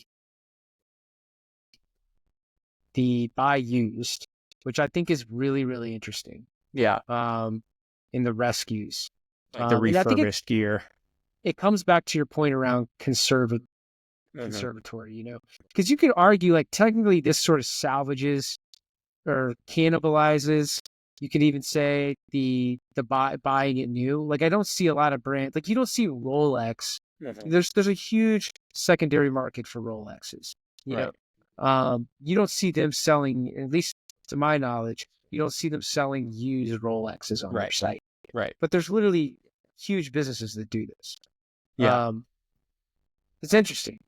Yeah, I think that it's a little bit different, obviously, with gear like bags and coolers and things. And I think there's probably also an element of this is accessible for people that are okay with it being kind of secondhand and I love the term rescues. It means it probably, needed to be refurbished a little bit, maybe needs new handles or it's chipped or anything, and it's been repaired how it can. And, I think this is a great way to kind of offset some of the questions we had around Stanley and the sustainability of their products. If you go through and you're buying, 20 different colors of the quencher, here, this is straight up Rambler buyback. So if you get a new Rambler, it's not, you can't throw away these like metal water bottles really easily without being like, okay, where's this going? Yeah. And so it's nice that they have some way to kind of dispose of this, if it's for a discount, or maybe they can recycle it and use the metal for, again, or whatever. But I think it's a very, like you said, sustainability play, as well as I think a nice entry point with the rescues for people that might not be able to afford the full price without it being like a discounted, without having any discounts. Nice. Yeah. I love it. This is really cool. I didn't see much stats on how effective this is or sales stats, but interesting. All right, so we talked about that. Now we're moving into the welcome flow. We can talk about that. This was really interesting to me. So you don't know what I mean by the welcome flow. I mean by, like, if you're familiar with email marketing, like how they're capturing the list, how they're growing the list. So this would be the pop-up like that shows up if you go into, I'm gonna have to go into private browsing to do it. But if you go to their site right now, eventually there would be a pop-up that appears right here. Okay. And again, not promotional at all. Sign up for free shipping, get free shipping, early access to new drops and offers that you won't get anywhere else. And they're trying to get you to create an account. Interesting. Very, you don't see this in the D2C world, It's like, hey, 15% off or whatever, 20% off or money back. And there's like a lot of steps to this welcome flow. You have to, obviously click on the button, obviously create the account, you have to input your, I don't think phone number is required, but first name, last name. Then I'm pretty sure email and password, and you have to go and verify your email. So it's a two-step opt-in. Double email is that what is it? Double confirmation? Yeah, double yeah. Not single, which is what a lot of brands do. Do you have any? I have some opinions. Do you have any opinions on why they do that? So I mean, I think when it becomes such a known brand, I think there's probably two reasons. One is it prevents a lot of spam. It safeguards you from, just like dumping emails into brands, which has actually been a problem of late. There's been a lot of spam email creation in the market. And then secondarily, it also, like, the level of investment by creating an account versus just like signing up for a discount means that your email list is more valuable. They're probably higher purchase intent customers. And then lastly, kind of coming back to my predictions for this of like moving towards the REI route, having an account is what you do at REI. You get, like, if you're a co-op member, you get a discount in terms of a return you get every year by being like a co-op, member, right? So who knows, maybe that's a direction that they start to move in terms of, because a lot of it is around being a part of the community, being a part of the, like, I can't remember what they call it here, but like once you do have an account, that's where you get the like free shipping on any order, I think, or like so the discounts are only available to account holders, and that kind of stuff. Yeah, love that. I mean, that's kind of what I came to. I was like, why are they putting a lot of friction there? And I think it's one, it could be spammers, hackers. It just stops that. And then two, I think there is a certain point where we don't really talk about this much, because I think a lot of the smaller businesses in brands, Shopify stores, even the ones into the mid-market. They're just trying to capture as many people as possible, remove as much friction as possible, get that list as high as possible. But I think there reaches this certain point where it's like, okay, it's not necessarily about the size of the list. It's about how invested and engaged that list is. Right. Totally. Mhm. Yeah. And this is going to do it. You're getting people that are opting in, doing a full account creation for free shipping. Yeah. There's something a little bit more, I think, of just people wanting to be a member of Yeti, Yeah. And if you don't know what we mean by double opt-in, I mean, you sign up on a pop-up, all right? Then you have to go to your email and verify your email to actually sign up to get email marketing. And again, it's like there's trade-offs to that because a lot of people, you're going to have a lot of people fall off at that step. But when people do that step, they tend to be much more engaged. I also have the SMS opt-in here. Nothing crazy here. Again, if you remember me telling you this is the giveaway for Braze, when the URL short code says BRZ in it. If it's Klaviyo, it's going to be like KYVIO. If it's attentive, it's going to be like ATTETV or something. But nothing crazy here with the SMS. And then email one was this. Again, built for the wild. That's like their whole tagline. So you opt in. I don't know if you get this the same day. I forget when this actually comes, maybe immediately. But this is their email one of their, what I would call a welcome flow or a pre-purchase flow or a new subscriber flow. I'm not like, again, unfortunately, we don't have access to the logic. We can only just show you what's going on here. But my hunch is it's anybody that's a new subscriber or anybody who creates a new account probably gets to see. Yeah. You know what I love about this? It doesn't say welcome to the family. Yeah. This does a really good job of towing the line, in my opinion. Something I see a lot of brands get wrong when I'm auditing these is like, it's always welcome to the family. Here's your 15% discount. And then story from our founder. This is why, this is who we are, blah, blah, blah. Like, this is why we started it, or, but nobody cares. Literally nobody cares. This is the most that somebody is going to care about a brand and a product is something with like Yeti or Liquid Death or, any of these brands that have really strong brand affinity, right? And even somebody where most people coming into this are really engaged and really intent is not focusing on this is who we are. Yes, built for the wild is it. And then if you go down a little bit, you have our approach to design is simple, focus on quality, build for durability, never cut corners on form and function, meet the lineup. It's about them, but it's about the product quality. And the primary CTA is not see our story. It's explore the gear and see our story.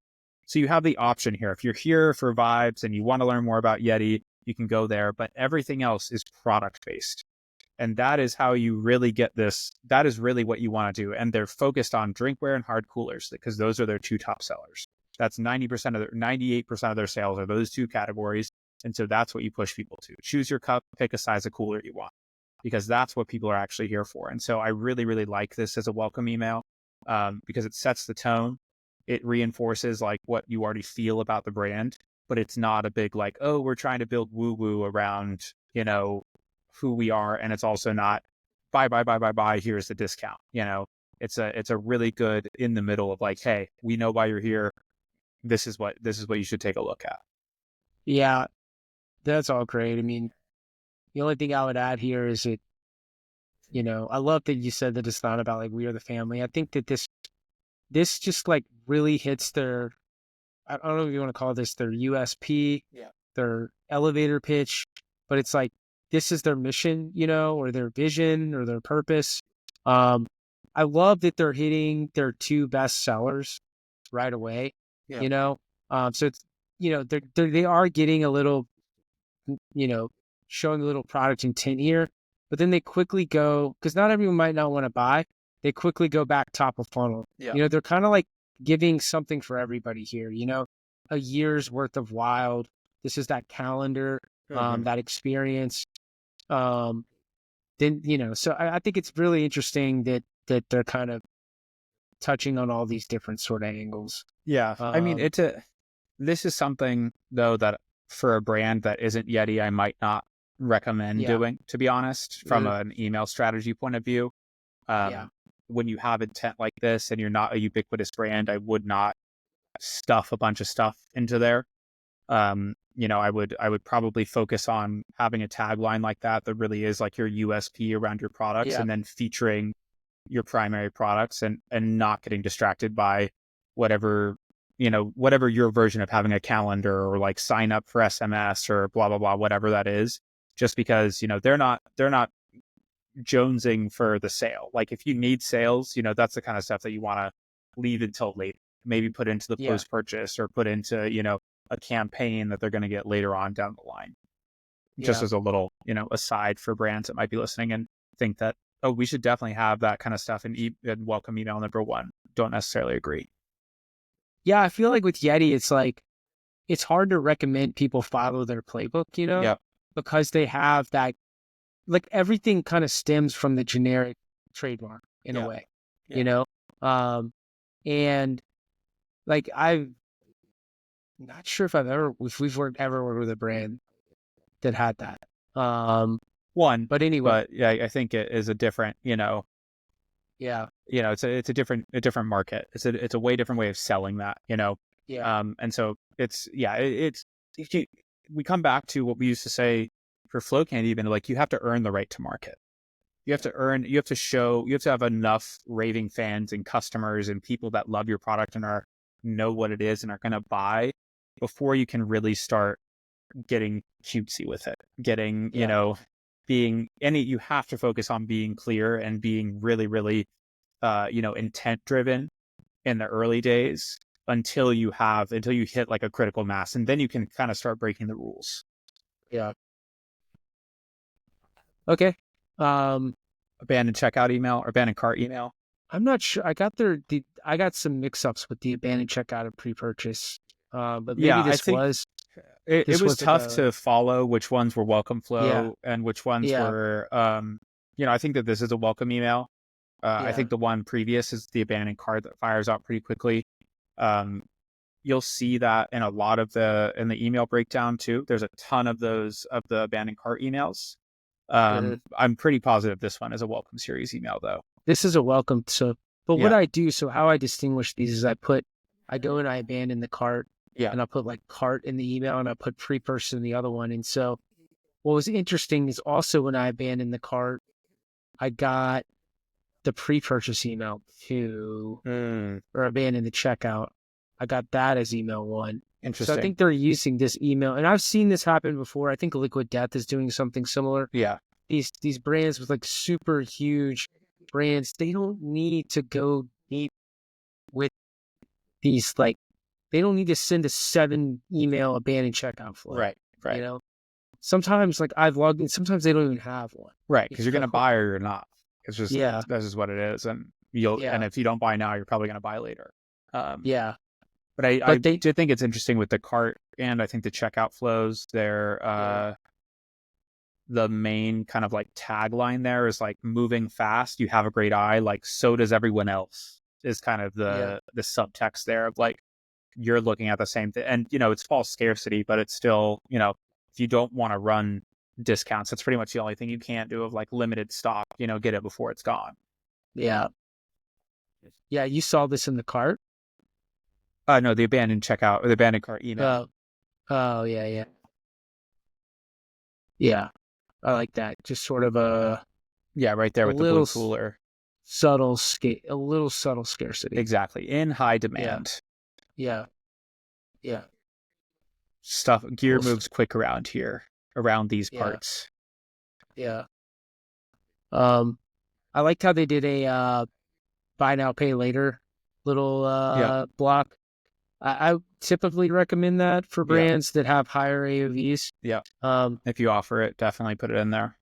yeah, it's interesting. Like I do wonder, like if their email marketing, I couldn't really tell. I was trying to tell, but I couldn't. Like Yeah. if it differences, because a lot of times you'll see these brands that have almost two different businesses going on. You got your drinkware business Yeah. and you got your cooler business. One has an AOV of like $30 or $40. The other has an AOV of like $250, $300, $400. You know, like is there a difference in marketing there? Just given that one is sort of more of an impulse buy, one of Yeah. them you're going to probably think more about. I have a theory on that actually. Mhm. I think that they probably don't think about them as two different segments, but like two different businesses, but as two different like narrative segments, Yeah. So if I'm a cooler purchaser, like my first product is a cooler, I come in, that says something about me. It says, hey, I'm ready to drop $300 on a cooler, which means it's probably not a big deal for me to buy a Rambler, the pitcher, the whatever. So I'm going to show, if I was creating the logic for this, it's like anyone that comes in as a first time buyer and has a cart value of over $300 Mhm. over the next like 2 months, I would be showing them every fun, weird accessory we have: the beverage bucket, the cocktail shaker, the cast iron, the camp chairs, like blah blah blah. All of these things. Because it's like it's play money, if you will. It's like you have the means to do that. Whereas if you start as a Rambler or a cup purchaser, drinkware purchaser, I would probably focus. I would look at them and label them more as like aspirational purchasers, where it's like I want to own something Yeti, but I can't afford like the cooler yet. And so my strategy around that, or at least what I would want to test there, would be showing them a cooler every once in a while, but keeping everything else pretty drinkware centered. So it's like, hey, here's a different water bottle that's in your price range. Here's the other size of the Rambler, like a to-go one, or here's the customization stuff if you want to buy it as a gift. And oh, by the way, don't forget we have the coolers, or here's the refurbished gear stuff. If you want to go and buy like a used cooler or something like that. Um, and just in terms of like catalog penetration, you kind of like keep the desire going with the aspirational purchasers by showing them the stuff they can afford, and like the primary product being like a hard case cooler that they might buy at some point. Yeah. Interesting. Yeah, that's a good theory. Um, so much to tackle here. Let's see, where are we? We're at we went to I the think we should cart. just jump straight to the campaigns now. Let's pull up the whimsical board since we're on emails. Like let's kind of go through, because Yeah. there's similarities in there as well. I think some of the welcome emails and stuff I've gotten pulled in here anyway. Um, Okay. but yeah, like right there, you can see you've got a great eye. That's a abandoned checkout email. Um, yeah, right there. Yeah. But what I really noticed with the campaigns, I kind of talked about with the ads already. Mhm. Everything is super focused around, there's really only like four types of emails, or like five, maybe. It's like this week at Yeti, which they do, I feel like, obviously weekly. This week at Yeti, they do collection features. They do a lot of like gift guides type things. There's always like a Mother's Day, a Father's Day, a Christmas, whatever the holiday of that week is, they have something and like a gift guide for that person. And they do a lot of product features in terms of like, hey, here's like we talked about with the pour over, or hey, here's the like the barware or whatever. They really focus in on certain products. And then lastly, I've seen a lot of emails about customization too. So that Yes. could almost be its own category, where it's just like, this is how you can customize. This is like the NFL version, or here's the whatever. And so that has seemed to kind of be like, you can almost segment every single email they send into like those five categories. Which, I bring that up because we suggest that a lot to brands that are trying to build a campaign strategy. It's like, you don't need to reinvent the wheel every single time you're putting together your campaign calendar. You actually just need like 3 to 5 different categories that you can send once a week, basically, where it could be like a week at Yeti, a collection feature, a gift guide, a product feature, and a customization email. And so Yeah. They're a really good example of that. I think the last one that we had that was as good of an example is when we did an email breakdown for Huel, where they had 4 and it was identical with the setup, with the email, with the like template every single time for just 4 different categories, but they still got great engagement on those emails, and it did a lot of work for them without a lot of work on the back end. So that was something that really stood out to me. Is just like, it's obvious that they have it nailed down to a science. They're definitely using an email design system. They definitely have a very solid strategy in place using that kind of like category approach of like segmenting out which emails to send. Yeah. So let's like go into visual, because this is all really good. Um, I guess what you're saying here is like they're using the same theme. You know, I forget we campaign types, campaign angles is a word we use sometimes, but it's the same theme at month after month after month, and it's just repeating that. And I think the biggest thing, if you're a brand, if you're listening to this and you're struggling with email campaigns, I feel like one of the biggest things they think, I see a lot of people struggle with, like, I don't have any ideas, Mhm. or like I struggle with the content, coming up with the content. And this is like one way to get it, because the reality is, if, a lot of these big brands that are scaled up, they're sending 20 plus emails a month. You go look at Skims, we talked about them. It's like 20 plus. Liquid Death, Yeah. we talked about them, 20 plus. Vacation, maybe a little less, but it's still like 10 to 20. Yeah. And um, like they're rarely doing promotions. And a lot of times they have like, some of them have their own unique angles they've come up with, but we can go look at, let's just pull up like, and maybe February might be a good, Sure. like, I don't want to pull up like Black Friday emails. Yeah. But let's just walk through these angles in real life and what it looks Yeah. like. Yeah. So, So um, right off the bat, we can see this week at Yeti, the third email in, and it yeah, says that every time. It always is this week at Yeti, yeah, um, and it's just a recap of like they can use it for whatever they want once they have that that pattern going, this like same template that you follow each time. So it's okay, they decided this time to feature this like red cooler and the blue, mhm. and so it's a very direct, all right, this is what we're doing, we know that we have a this week at Yeti, so what are we going to put into that? So February, the week of February 1st, the week of February 7th, the week of February 14th, whatever. Like Yeah. every week they have a slotted this week at Yet. Yeah. Exactly. So there's four. If you're stuck, there's 4 email campaigns right there Yep. out of the 20 that they've got. Yeah. Um, Valentine's Day.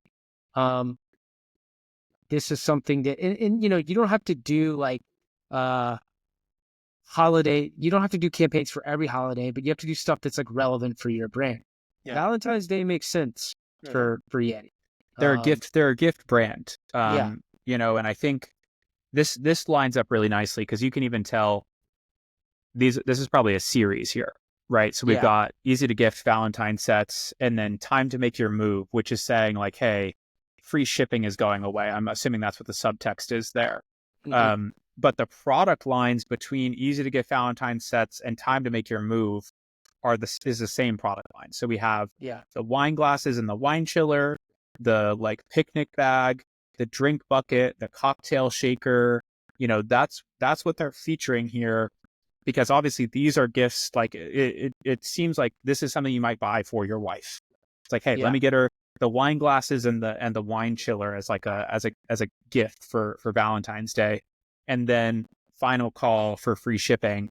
Which they're probably doing that promotion around Valentine's Day. Get free shipping as another reason to like kind of push them towards making that purchase around Valentine's Day. yeah, And so this is all one series that boom, you get 3 emails in there. You can create some form of scarcity in that process, some sort of urgency around a holiday with one set of products that you're using over and over, and the branding and the like visual identity of the email is similar between each one. They're using obviously from the same photo shoot for the like outdoor picnic stuff, like this guy carving, was that like a chicken or I don't know, I can't yeah. tell. It's like, no, but you got this guy, and then previously was like the cocktail thing. And so it's a great way to create uniformity and get some mileage out of one sale or promotion. Yeah. This week at Yeti again, they come right back again. It's literally, it's very similar creative. Yeah. Like it's literally the same creative. Uh, no, slightly different, but um, you know, this again, you talked about the email design system where they're just coming in here. They're probably like they're literally duplicating the same template here, Yeah. changing out the image, changing out the text. The button is the same. Maybe they change the link, maybe they change the text, maybe they change the H1 in the product here. Yeah. So, when they're deploying these emails, they don't need to go back to the drawing board every time. It can take like, you can put somebody who's like maybe a life cycle specialist or a retention specialist or a CRM manager who's like quasi technical. They're not a developer. They're not a designer. They just need to know where to find the assets and kind of how to poke around and change things in I guess, Braze in this instance. They don't need to start from scratch with every single email. And this is another thing that I see brands struggle with, but a lot of the big brands have it kind of figured out. Totally. Let's move on. Hooked on a feeling. So I would look at this as a like category email, but the category is actually like the shop by activity category. Remember how we had? So this is like a phishing email. Again, and this is the first example that we're getting on of the wordplay, hooked on a feeling. Right. And they also use a lot of pop culture references as well, like I'm hooked on a feeling, that kind of thing. Yeah. So there's a lot of lyrics and stuff in their headlines. But yeah, all phishing email. And then we have that again. I think these the second and the fourth emails here are again abandoned emails, but coffee to go. So again, all the coffee stuff. We have this espresso sets and the French press, and then again this week at Yeti. Now we're into coffee stuff, even more reinforcement of the coffee, and then now a collection feature. This time it's a color feature. It's there. This is like textbook design system, campaign strategy that is fully ironed out, and honestly, very, very similar to what we do for brands at a lot of the with a lot of the brands that we work with. This is how we set it up. We have a way of being able to say, hey, these are the types of emails that you want to send each week, because it takes the guesswork out. Then you can start to actually optimize from there, because this is how you get a base. This is how you actually establish, like, this is how we expect this week at Yeti to perform every week. This is how we expect our collection emails to work every week. And then you can start to tweak, okay, well, what collections work best? Is it a color collection or, a shop by activity collection? Obviously they have a big advantage here because they have a huge product catalog. It's not as easy to do product and collection features when you have 5 products or something like that. But, I think that the difference is that you just have to find what that looks like for you. It could only be 2 different types of emails. It could be, a week at X and, one product or like seasonal feature that you kind of rotate back and forth between. But, this is an email strategy done very well, especially from an execution and workflow standpoint. This is something that I guarantee, like, if we had an audit call with them, tomorrow to look at their stuff, there probably would be a lot in terms of like workflow optimization and stuff that we could do for them, because you can tell that they're dialed just by how consistent these things are and the way that it's put together. Yeah, it's dialed in. I bet it drives a ton of revenue. One thing that really stands out to me too is we're in 1, 2, 3, 4, 5. Well, these emails don't count. 1, 2, 3, 4, 5, 6, 7, 8, 9, 10, 11, 12 emails into February before I see anything with a like what I would consider promotional. Or like a discount special offer. There is a lot of like stuff that shows product intent here, like limited edition. Right. I think there's like a free shipping offer maybe, but in a world where all these brands are just like 20% off, 25%, 15% off, this is the only time they're doing it. And my hunch, coming back to like what we talked about earlier with their advertising, is this stackable cups is something that they're probably limited release. Maybe they're trying to liquidate. Yeah, I I'd don't say really it's, know. my guess is that Discontinuing a it's product. discontinued. Yeah, like you just Yeah, said, I think it's probably yeah, discontinued. yeah. Um, so that's probably the strategy there. I love these Um, hotshot emails, the coffee ones with the infrared. yeah, That's sick. that is cool. Yeah. Um, What's the name for your order? That's cute for the customization down there. yeah. Nice. Yeah. This I week at mean, Yeti, seasonal colors. Yeah. yeah. So super dialed, super dialed. Yeah, I mean, so you guys can explore this. You, again, go to flowcandy.com/Yeti.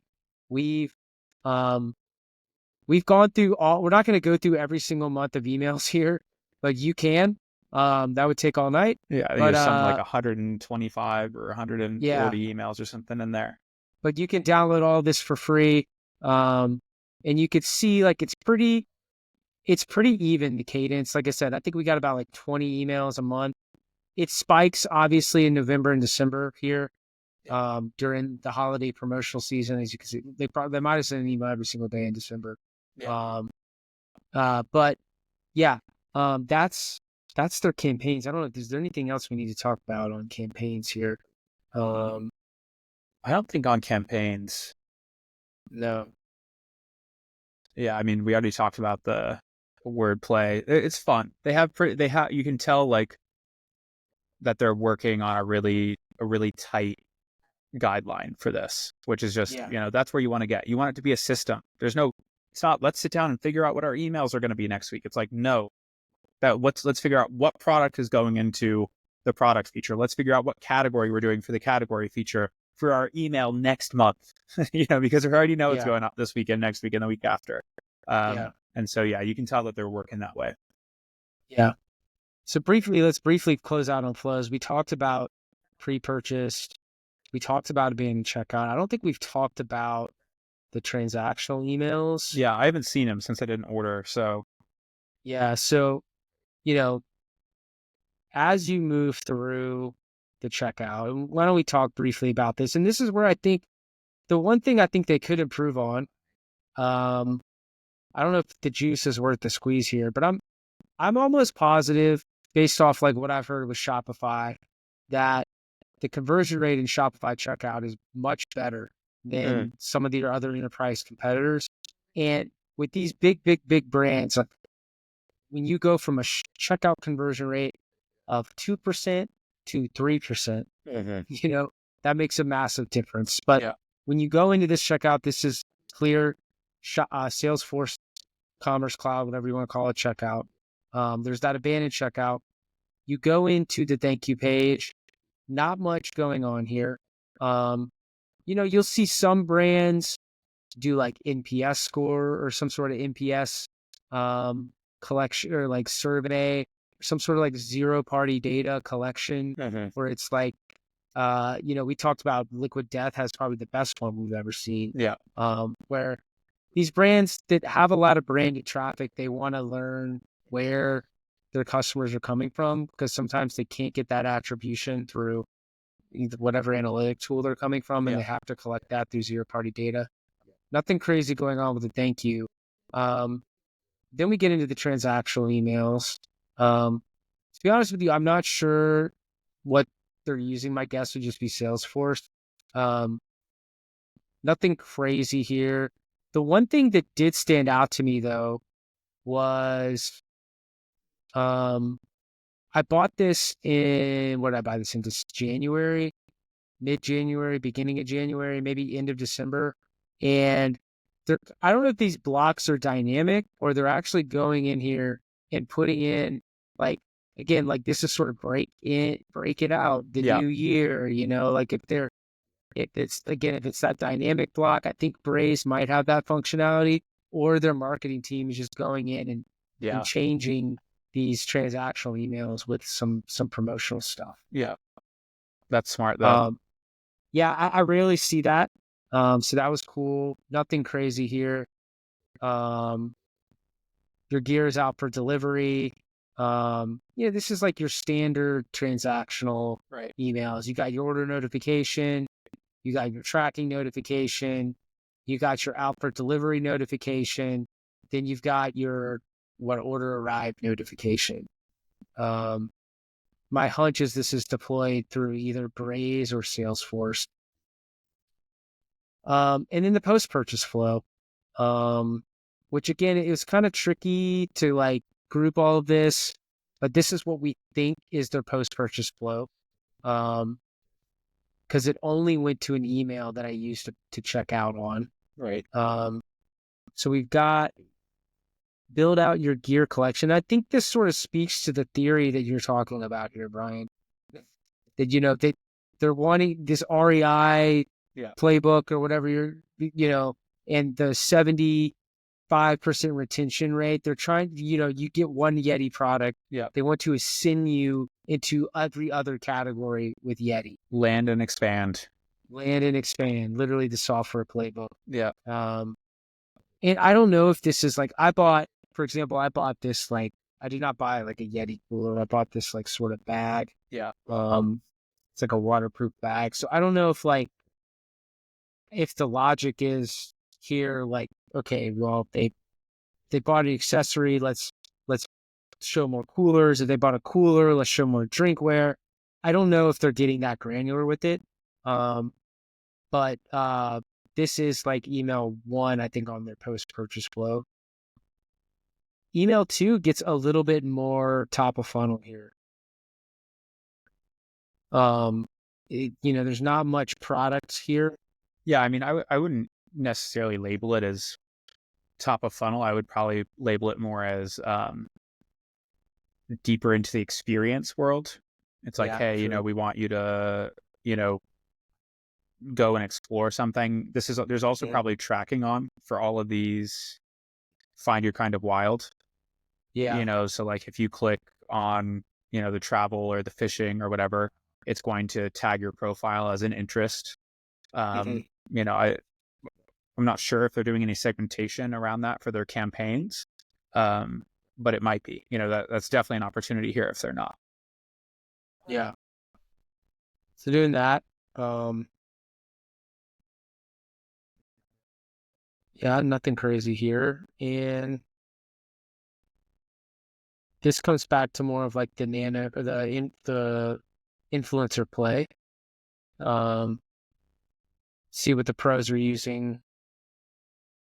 Testimonial from the pro. Again, I don't know if this is dynamic or if they saw that I purchased this and they're like, oh, he's a fisherman, so let's show him this. If I purchase something more aligned with hunting, they're going to show me that. But it does look like they're doing more fishing stuff in this. But here we got some hunting stuff down here. They're really pushing this Rode 15. They've pushed this now in two different emails. But yeah, that's the post-purchase flow. Or at least from what I sort of collected. Yeah, I'd be really curious, like how much of the personalization they're doing in there. Yeah, I think there's a big opportunity for them if they're not, but they probably are doing some level of it. But yeah, the emails are definitely set up to capture that like data on the customers. Unboxing, nothing crazy here. Yeah. This is what I ordered. And we already talked about the campaign. So I guess that sort of concludes sort of the flows and the funnel breakdown here. Yeah, I think we just have 2 more topics to go over, which will be Amazon and retail. And then we can kind of wrap it up. Cool. All right. So 3 hours in, let's talk about Amazon. Yeah. Okay. So this is interesting because this, again, like when you come back to their D2C channel, they use that word D2C in their annual report. 60% of their sales, majority of sales, and this is either they're grouping Amazon into that channel, so the Amazon or their web store. And yeah, I mean, I went through the listings, and the top seller alone, the Yeti Rambler, which makes sense. This is out part of their drinkware and cookware category. $35. This competes in the premium market for like insulated mugs. I would guess a lot of people are just searching Yeti Rambler here. It's not like they're searching, like so much of Amazon, all these Amazon FBA businesses, they're not really branded businesses. They're like, oh, I'm just going to try to rank, number one for onion peeler, Right. or something like that. But, um, but they are technically competing with, the Simple Moderns, the Stanleys, some of these other brands we mentioned earlier. Yeah. Um, Well, I mean, it does look like, so I'm not sure if this is because I'm being retargeted, having looked at it before. I should probably do it in incognito. yeah, But if you search Rambler, they're one of the sponsored, and then Stanley bestseller and overall pick come up. Um, yeah, yeah, so it's coming up for Tumblr for sure. yeah. Yeah, which I mean, So this is anyway, obviously huge. I can't, I'm not familiar with what the percentages are on what they're paying Amazon and stuff, but man, that is a lot of money to be going through Amazon that I'm sure they wish they could be pushing through their D2C site. yeah, so this is, organic. A lot of this is organic rank. Here's a sponsored ad. So Yeah. they're either paying for the ads, and then let's see, I think this is Amazon FBA, or is it just sold directly through Yeti?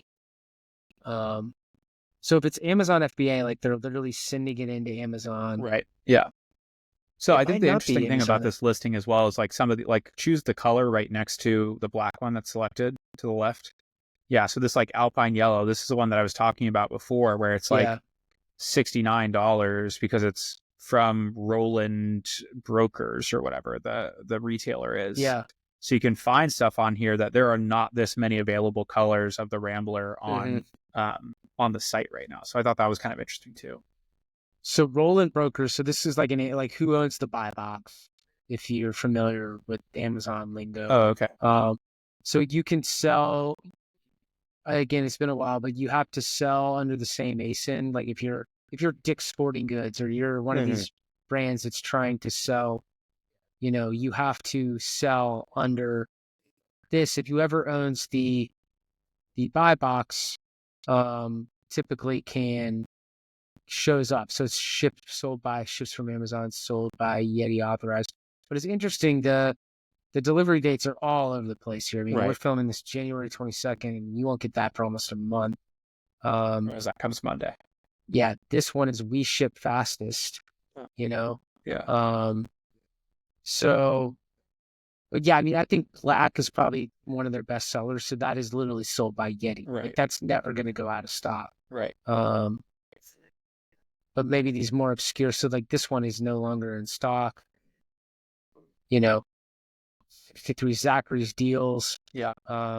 Yeah. So this is, I would kind of mention this earlier. It's like if you're looking for the kind of like limited edition stuff or whatever, weirdly, Amazon is a good place to look because Yeah. they're the ones that are going to have kind of all these different colors centered. It might cost you double the amount that it does for a normal one, but it's there. Yeah. Yeah. But yeah. I mean, they have the entire store on Yeti. Like they have the whole catalog of coolers and everything is there. The Yeti's got their Amazon storefront. So it's pretty, you can find just about everything that you could find on the site.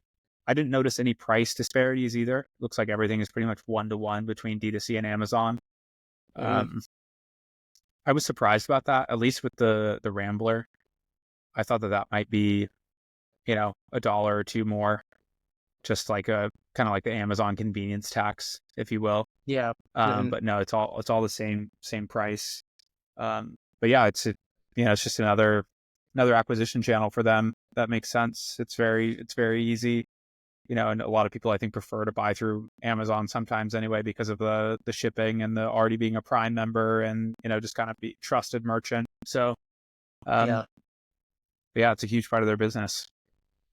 Yeah. I mean, I think I have this right too. Like the Rambler, I went to one of these, I forget, it was like Jungle Scout or something, but 55,000 sales a month. And I don't know if they own the buy box and all those sales, but that's $24 million a year business. That just this one product. Yeah, absolutely wild. Yeah. The Roadie, which is their top cooler that they sell. The Rode 25. It's one of the smaller ones. 1,600 sales a month. Yeah. Yeah. $320,000 a month in revenue. $4 million a year in sales. Yeah. So I mean, Amazon is probably a $50 million plus channel for them per year. Oh, easily. Yeah. These are just two of their best. I mean, like, you know, I could see it doing even more. Yeah. You know, I could see it being 10, 15, maybe even 20% of their entire sales. Yeah. No, I You think wouldn't. about I wouldn't it. be surprised either. Yeah. Yeah. But that's just wild speculation guess. Yeah. Is there anything else on Amazon? No, let's talk about retail. Excited. Retail? Okay, yeah. So this is their final sort of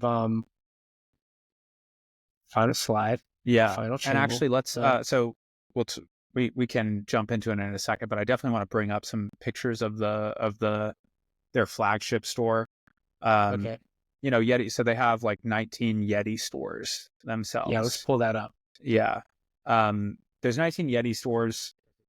They are, you know, it just goes to show like how large their product suite is now that they can field like an entire Yeti store instead of just like having a shelf in certain locations. And for the Yeti, they're mostly in like bougie locations, you know, like the one in San Jose is like next to Viore and like across the street from the Porsche dealer. And then like there's one in Denver that's in like Cherry Creek, which is like one of the nicer neighborhoods there. There's one in Dallas in South Lake. Do you know where it's like it's like a nice, area. And so they're all in those kind of places where they're sandwiched between like Peloton and Pottery Barn and that kind of thing. So they're obviously going for like the premium retail placements for a lot of this stuff. And so something that's I found was super interesting is just like they really are trying to create kind of like an experience in these stores. They look really cool. You know, that the screenshots I showed you earlier that were on a previous slide with the whole like camping setup, that's what a lot of their stores look like. If you just Google Yeti flagship store, so that one is in Austin. Yeah. And it's sick, man. I mean, it's like there's a full like fishing boat in there that we'll see a picture of it. It's like set in resin. There it is. Yeah, there's a full fishing boat. You see that boat right there, and like the whole base is like resin that actually has like model fish inside of it. There's like these fish hanging from the ceiling. There's like another really clever product placement thing in there. You'll see there's like the back of a pickup truck, like a truck bed in there, and there's like coolers sitting on it or whatever. So it's like very exactly where you're going to be using the cooler. There's a whole bar. There's a stage, like a full on music stage in there. They host events and whatnot. So it has the REI feel, in my opinion. Yeah. This like, I love going to REI because you feel like you're camping when you're in REI. Like you want to hang out in REI because they have all these cool things. You can like sit in the camp chairs and whatnot. And I think that they're going to continue trying to like make this happen, make this a thing. Like as these Yeti stores continue to like have more products to put in there, they'll probably start to expand and kind of create more of this like experience around this like, luxury version of REI, in my opinion. There's the truck bed. Yeah, it's pretty cool. Where is it in Austin? Okay, I know where that is. Interesting. Yeah, I know exactly where that is. Yeah, I feel like, their retail strategy, they definitely want to like really, to your point, come back and like, it's all about the lifestyle, this elevated experience. They're triggering certain behaviors, fishing, hunting, stuff like that. And then even going back to your point around the distribution in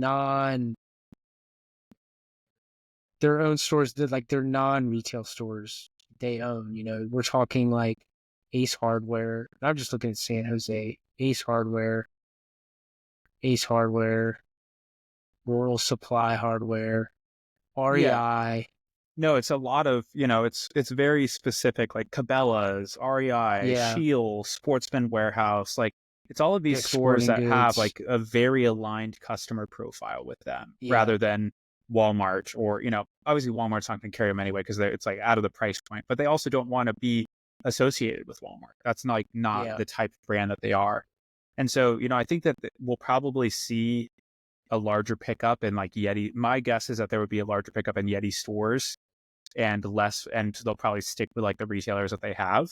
But I mean, beyond that, I think that like they're crushing it. Like they obviously don't need this retail as badly as a lot of others need it for distribution, just in terms of like the ubiquity that they already have. People are searching it out from where they need to find it, and so they actually are even benefited by not being in every single place, because it creates a little bit more of like the hunt, Yeah. so I yeah, I feel like mean, the playbook for them is not even retail expansion at this. I mean, maybe internationally, yeah, I think it's but international again, retail expansion. consolidating, you know, even they mentioned that, launching maybe more stores, and then it's going to be all about this, acquisition of brands, premium brands, and then private labeling them with Yeti. Yeah, totally. No, I agree. I think that there's like Yeah. it's going to be a pretty like fast roll up of all of these different companies that really fit into exactly the frame that they're looking for. Hmm. And honestly, it's such an exciting brand. I'm pretty pumped to just like continue watching and seeing what happens with them. Like I said, my prediction is they're gonna try to become that premium REI, fill out the tent, category, fill out the backpack category, fill out the sleeping bag and the sleeping pad, and who knows, maybe they'll even have their own line of boats at some point or something like that. Yeah. So we'll see what happens, but it was super fun to jump into this entire one. This was really, really cool. So I Yep. hope you had as much fun, and I hope everyone listening got as much value out of it as I think we did. Yep. It was awesome. Really enjoyed breaking this down over 3 hours. And again, still here, flowkini.com/study. You can download all of this stuff that we talked about today. And yeah, I mean, that's basically it. Thanks again for watching, everybody. And we will see you guys on the next episode of My Brain's Work. Thanks, y'all. Thanks.